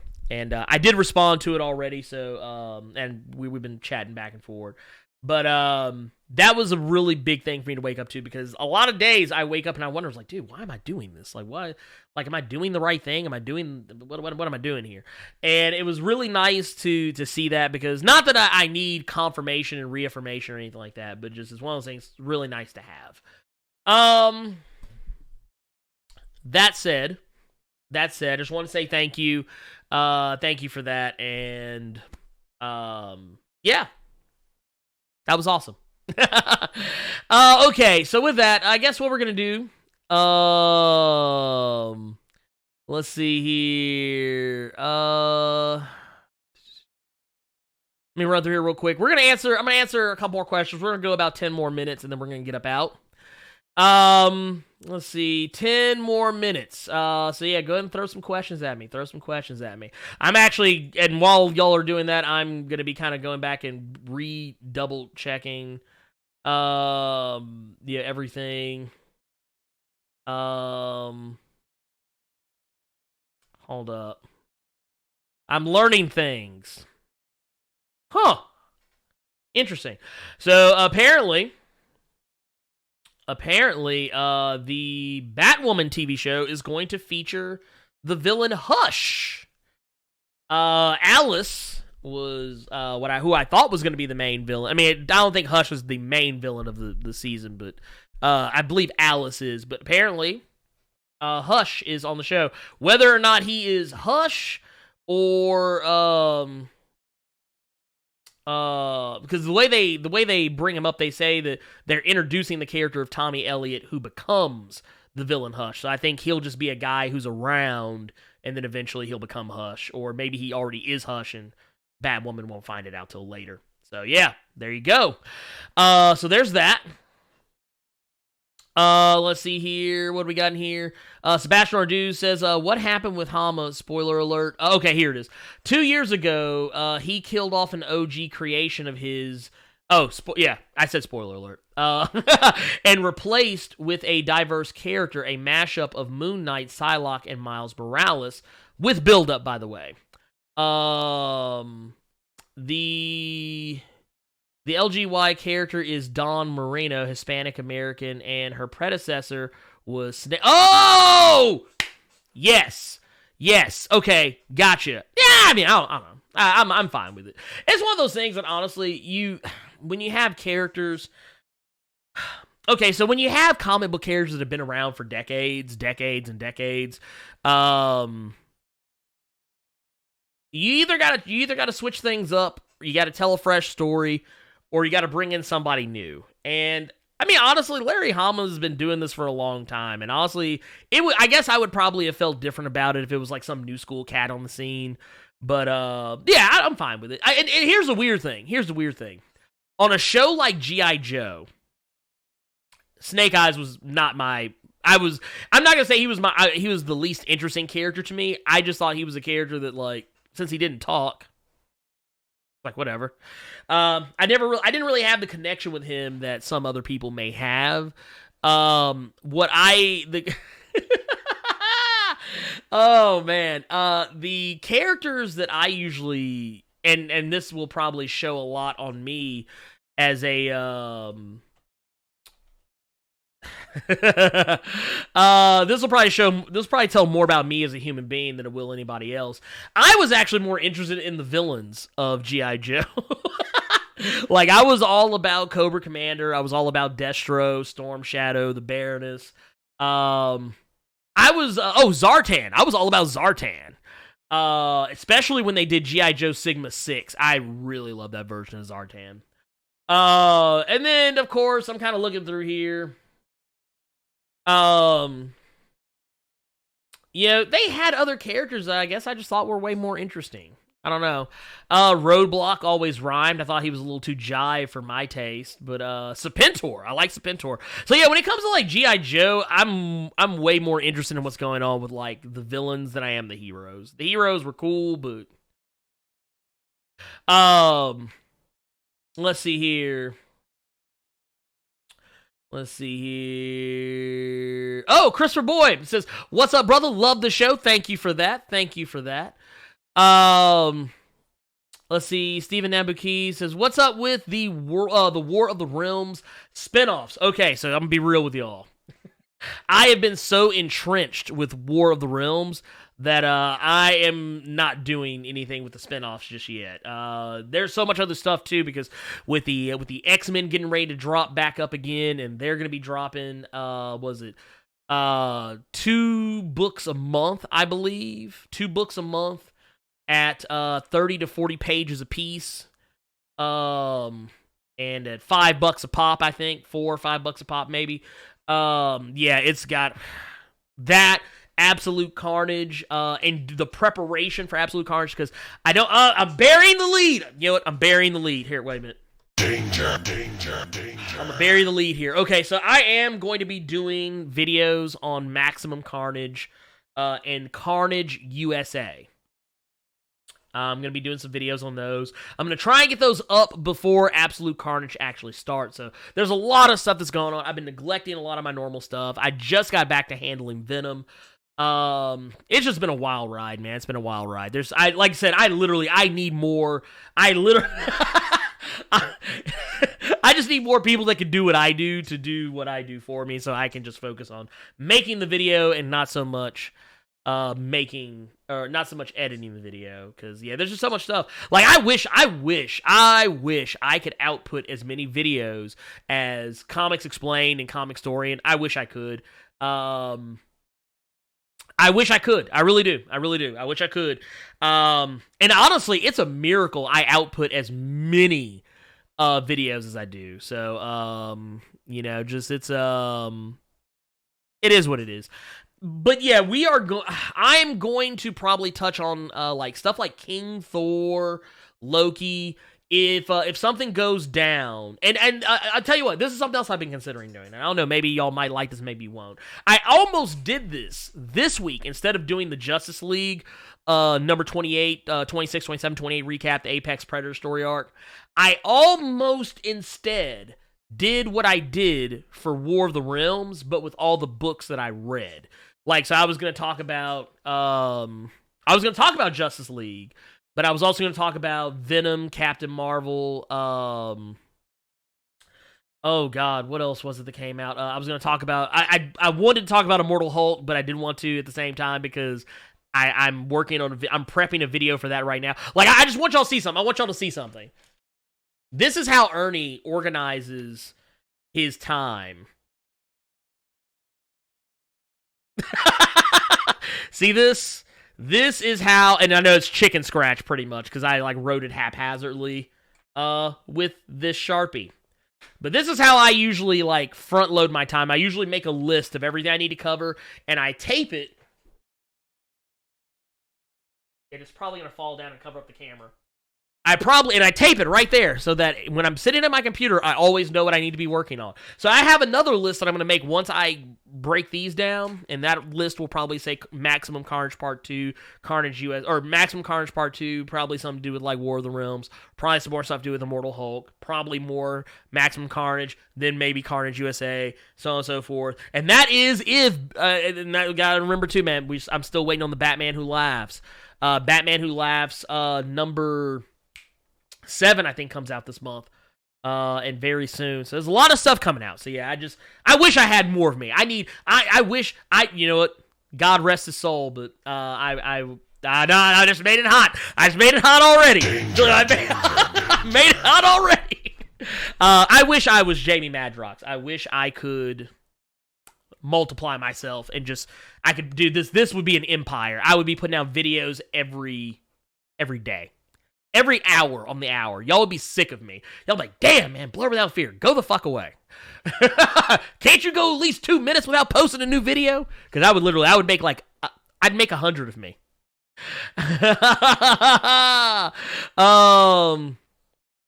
Yes, and here, wait, here. Let me see.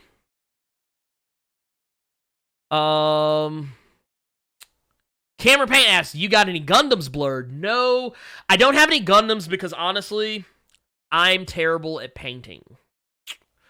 Not painting, well, there's that, and also the time it takes to put them together.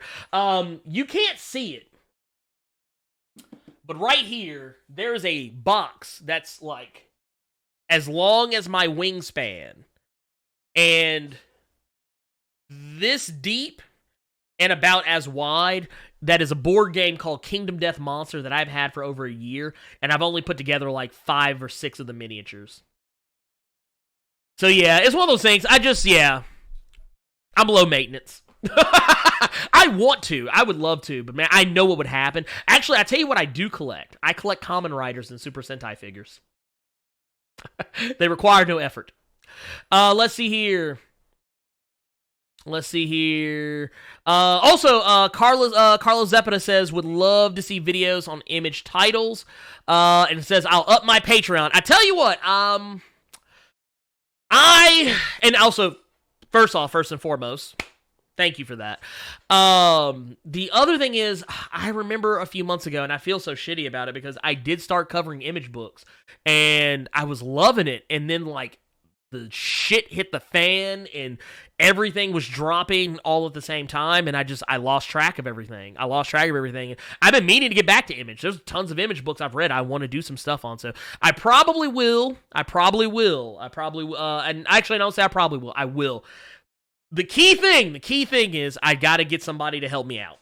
That's the way the more stuff gets made, is that I get people to help me out. So, I actually got a friend that's coming over, Raven. I'm going to try and see if I can get him back in the saddle to help me out with some more videos, because that would actually go a long ways towards me getting more videos done. And I would love to. And I keep wanting to try and come up with more stuff to put on the Patreon. I'm still working on some stuff for people that are pledging at a higher level, because there's some stuff that's still on there that I technically have not done, and I feel bad about it. And I'm going to make that up, but we'll see what happens there. Let's see here. So yes, your question, Carlos. Yes, that I'll definitely be getting back to it. I want to sooner rather than later, but I am in the process of trying to make that possible. So don't worry, fret not.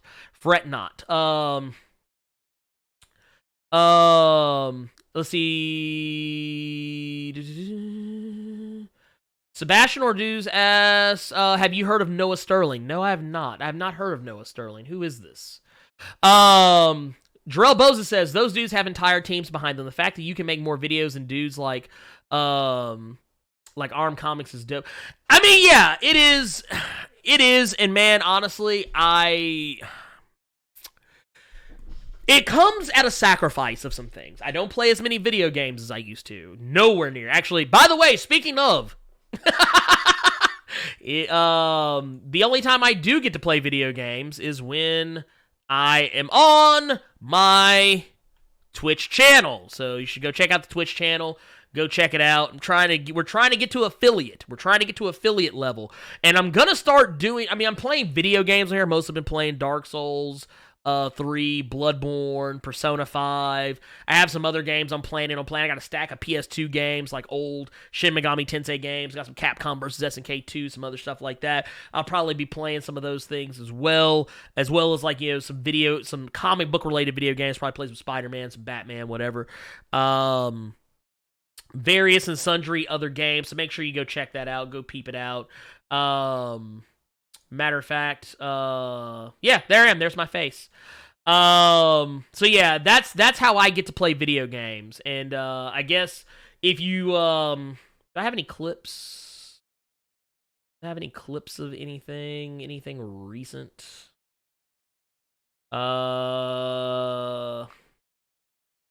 Let's see here. Thought I had some. Oh, I do have some clips. There's one. If you want to see a, I don't even know how much of that y'all can actually see, but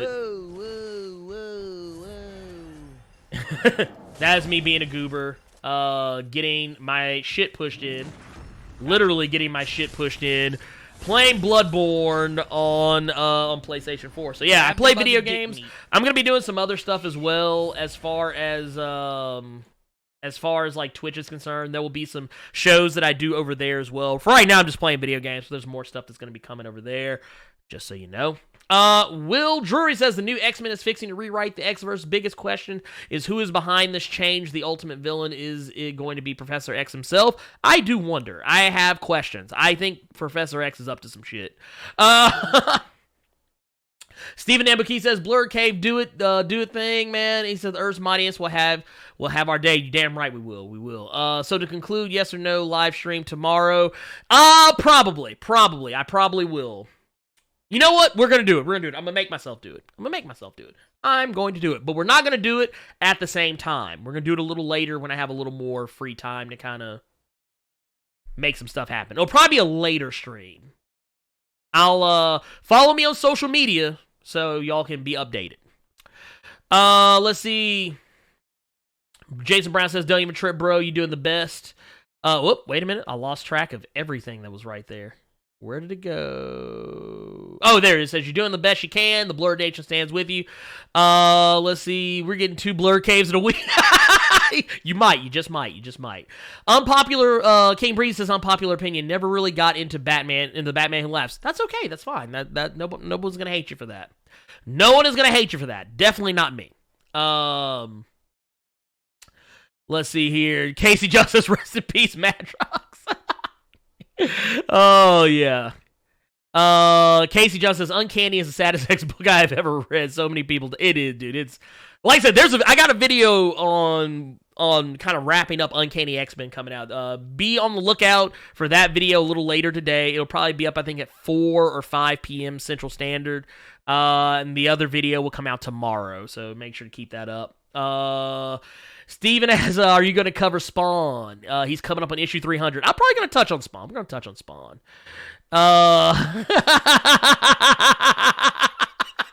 Brother Boxes, you're making it hot. Wait a minute, you're making it hot. You're making it hot. He said, Ernie needs help, folks. Send in all your stuff. Y'all killing me.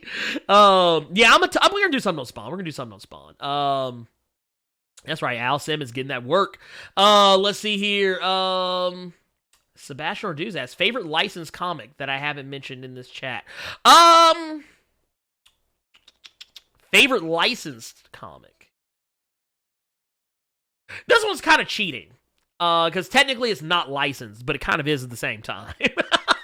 Probably Injustice. Actually, no, I take that back. Lies. I've lied. Power Rangers. I like the Power Rangers comic a lot. It's really good. I've been enjoying it. Especially Shattered Grid. Shattered Grid's really good.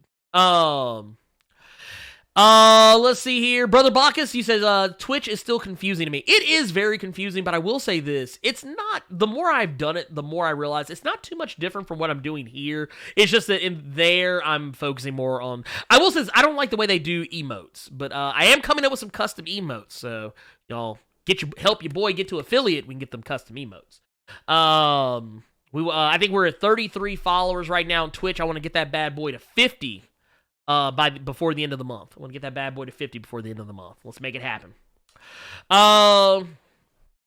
Let's see here. King Breezy asks, what kind of games do you play? Oh, well, that's a fair question. I will play, I play Bloodborne, I play Dark Souls 3, Spider-Man, Persona 5, Persona 4, pretty much any Persona. I got my modded SNES Classic, so I'll be playing some stuff off of there. And also got some emulators. I'll probably be running some stuff. Dude, I'm like Goku, man. I need everybody's energy right now. Just look, I'm trying to make a spirit bomb here, man. Live in Peace asks, where do you fall in the debate about Cyborg's aesthetic? Some fans argue he should be equal parts man and machine, as opposite to half human face on a robot body like he's had lately. Where do you fall? Yeah, I'm kind of there too. Though I do agree, though I do kind of fall into some of the more modernized versions of what cyborgs are, that technically it is man and machine kind of merged together, not so much like a how little or less, or how more or less it is. But yeah, I do kind of agree with that. I am kind of there on the same level as you, that I do kind of wish he'd go back to the way he used to be, where he was, well, it was really weird. I feel like in the past, he was more human than machine, and now he's more machine than human. So now it's kind of weird. Like, if you could get him to, like, some happy medium, I'd be for that. That's what I would appreciate. Oh my gun! Oh my gun! Oh my gun! I see you in here. Thank you for subscribing. Welcome to Earth's mightiest subscribers. Let's see here. What else we got? We're gonna answer all these up. Let's see. Oh, you're well up. For getting your last name right. Yeah, I'll butcher a name in a heartbeat, Willie. So yeah, I got you. I got you though. Let's see. Oh yeah, my boy Jason Brown. He's got Twitch too. Go check out my boy One Above None. He's also on Twitch, man. He's been running fades on Dragon Ball Fighters. He's been running fades on Overwatch. He's also got some other games in the mix. I didn't get to catch stream last night. I'm so sorry. But yeah, that's my dog right there. Like I said, we be out here. Matter of fact, if you ever come and check out the streams, you will find that we are always wildin'. But go check my boy out, One Above None. Go check him out. And go check me out too. Don't forget about me. Let's see here. Live in peace. Yes, big Power Rangers energy. Yes, that series has been crazy good. It has been, man. And people are sleeping on it. I don't understand why. How are you sleeping on Power Rangers right now? Steven Abaki says, saw Blue Marvel briefly in Avengers. Is he still an Avenger? And what are they going to do with him? I don't know. I really don't know. But I hope it's something good, because he has been getting wasted lately. They keep him out of storyline. Just it's awful. Lex Bryan, random question. Blerd, I just asked that question, but I just asked that question by my girlfriend, but I'm curious on your answer.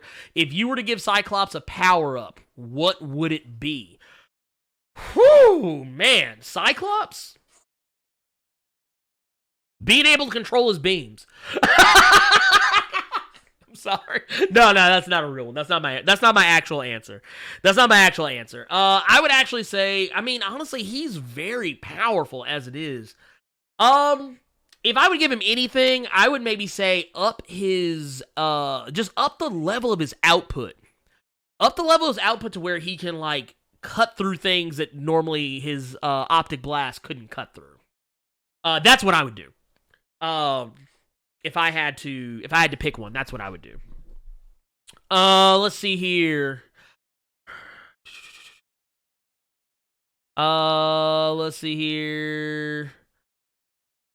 Zoe Indigo asks, I hate Cyborg being a Justice League member. I feel he has more depth as a Teen Titan and then can be developed more on his own as an affiliate of Star Labs. He does kind of he gets underused in Justice League. He's kind of just, man, it feels awful. Well, actually, no, here's the thing. I mean, technically he is a member of the Justice League, but he's not a member of the core team anymore now. He got replaced by Martian Manhunter and/or John Stewart. So, well, no, technically John Stewart replaced Hal. So, yeah. Martian Manhunter replaced Cyborg, so... Yeah. I'm not a fan. I used to be a fan. I've kind of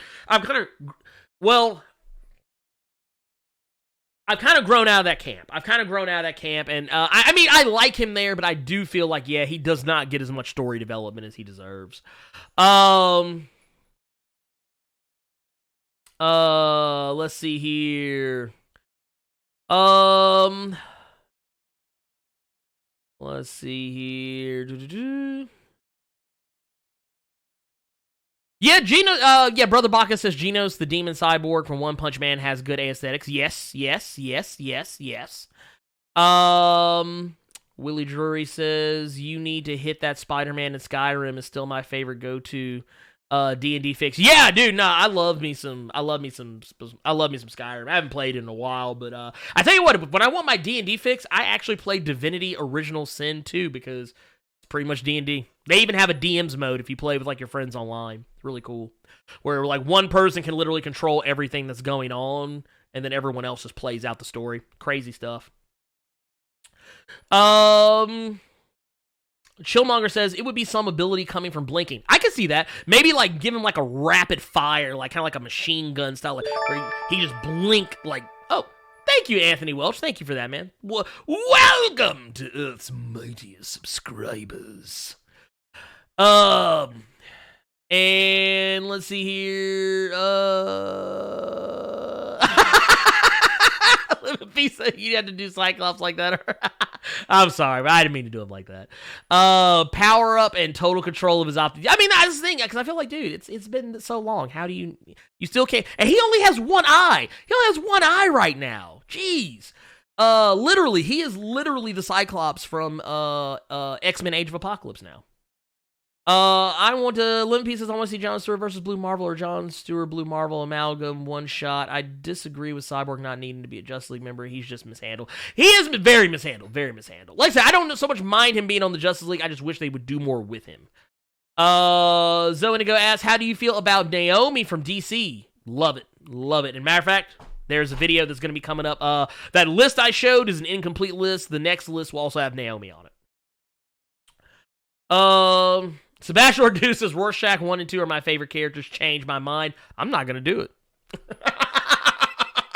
I like them both. So there you go. Let's see here. Camera Lasers Cobra. La, la, la, la, la. Dude, that was my shit. It's the dumbest thing on earth, but I love it. Let's see. Jarrell Boza says, Kingdom of Amalur is a dope D&D replacement for consoles. It is. That game is huge, though. My God, that game does not respect your time. Oh yeah. And Willie, you said you just picked up Divinity, the first one. First one was really good. I think the second one is better, but they are both great games. I like the other one better for different reasons. It has nothing to do with the fact the game is bad. King Breeze says, got a bounce, but it's been hella fun as always. Plus Ultra. Hey, love you 3000, man. Plus Ultra. We were getting ready to get up out of here. Because I just realized I said 10 minutes and made it 20. But okay, so that's going to be it. That's going to be it, everything. I do want to go ahead and do a little quick cleanup, everybody. Don't forget, remember the 5th of November. And also remember that it is BWF Summer. Is the Blerd Without Fear Summer. So make sure you go to teespring.com /stores/Blerd Without Fear. Use promo code BWF Summer. So that way you get 25% off all Blerd Without Fear merch. Make sure you use that. We're going to be running the sale through the entirety of summer. I was going to end it at the end of July, but we're going to probably keep it going, maybe, because technically, well, we'll see what happens. We'll see. We still got time. We still got a few days. We still got days left. But make sure you go check out the new shirts. We got the Blerd shirt with the Marvel logo. We got the Run the Phase shirt. The Blerd Without Fear word bubble logo. We got the Blerd Core shirt. We got the I Like My Comics Explained by Blerd Without Fear. And we've also got the Earth's Mightiest Subscriber shirt. And the also new, technically the 3 shirts on the bottom were made yesterday. The Blerd Club shirt was actually made literally right before I jumped on this stream. So make sure you go and check that out. All of those are going to be up and available for purchase. So make sure you go get on that. Also, make sure you're following me on Facebook, Instagram, Twitter. All of that stuff is right here across the bottom.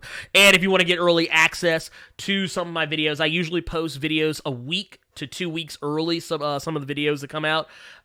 So you will see a lot of those popping up on Patreon here in a little bit because I got some free time, so we're making some more videos. So make sure you go check that out. You become one of Earth's Mightiest patrons at any level. You can get early access to those videos, and I'll have some more stuff coming up for people who are pledging at higher levels. We're going to come up with some special. Also, if you are a patron and you are in the Discord, you should have a special Discord setting. You'll have a special Discord role. So make sure you do that. Other than that, I can't think of anything else. Oh, also, if you are a wrestling fan, make sure you go check out the new podcast. the new podcast that I have called Smart Shooters. Smart Shooters is actually it's me and 3 other friends. It's my my little wrestling podcast. We talk about everything that's going on in WWE, AEW. We're the best there is, best there was, best there ever will be wrestling podcast you've ever heard in your life. So make sure you go check that out. Tickle that subscribe button. I see some of y'all already have. I appreciate that. Thank you. And like I said, man, we got there's lots of stuff going on. There's lots of stuff going on. There's always something going on. Just want to say thank y'all so much for hanging with me, riding with me in the stream. It's been so much fun. It's been so much fun. I love it. I'll catch you all next time. Like I said, we're going to try and do the stream tomorrow so we can do full wrap up on all the, San Diego Comic-Con stuff. I say, hey, why not? Screw it. Let's do it. And I love you all 3,000. Good night and goodbye. Bang plus ultra. Soundscapes, what my dreams on. Gotta put my team on. Change from the beginning like a season 2 theme song. Cold world, keep warm, you've been warned. Crazy when they quote lines, and it's one of mine. This just the beginning of my story, like once upon a time. I'm waiting for the sun to shine through these dark days, showing them how to persevere the smart way. Never let them tell you what you can't do. Waving guns in your videos, boy, that ain't you. Gas them up like they flame, but it ain't true. I elevated, not the same dude. I paint the sky blue. They say you ain't like them other guys in the clouds. With my love, she my lady butterfly. Here's a tune till you reach the moon. Last lullaby, what am I? A mortal man trying to nullify stereotypes. I write answers, certified spiritual flow. I said hello from the other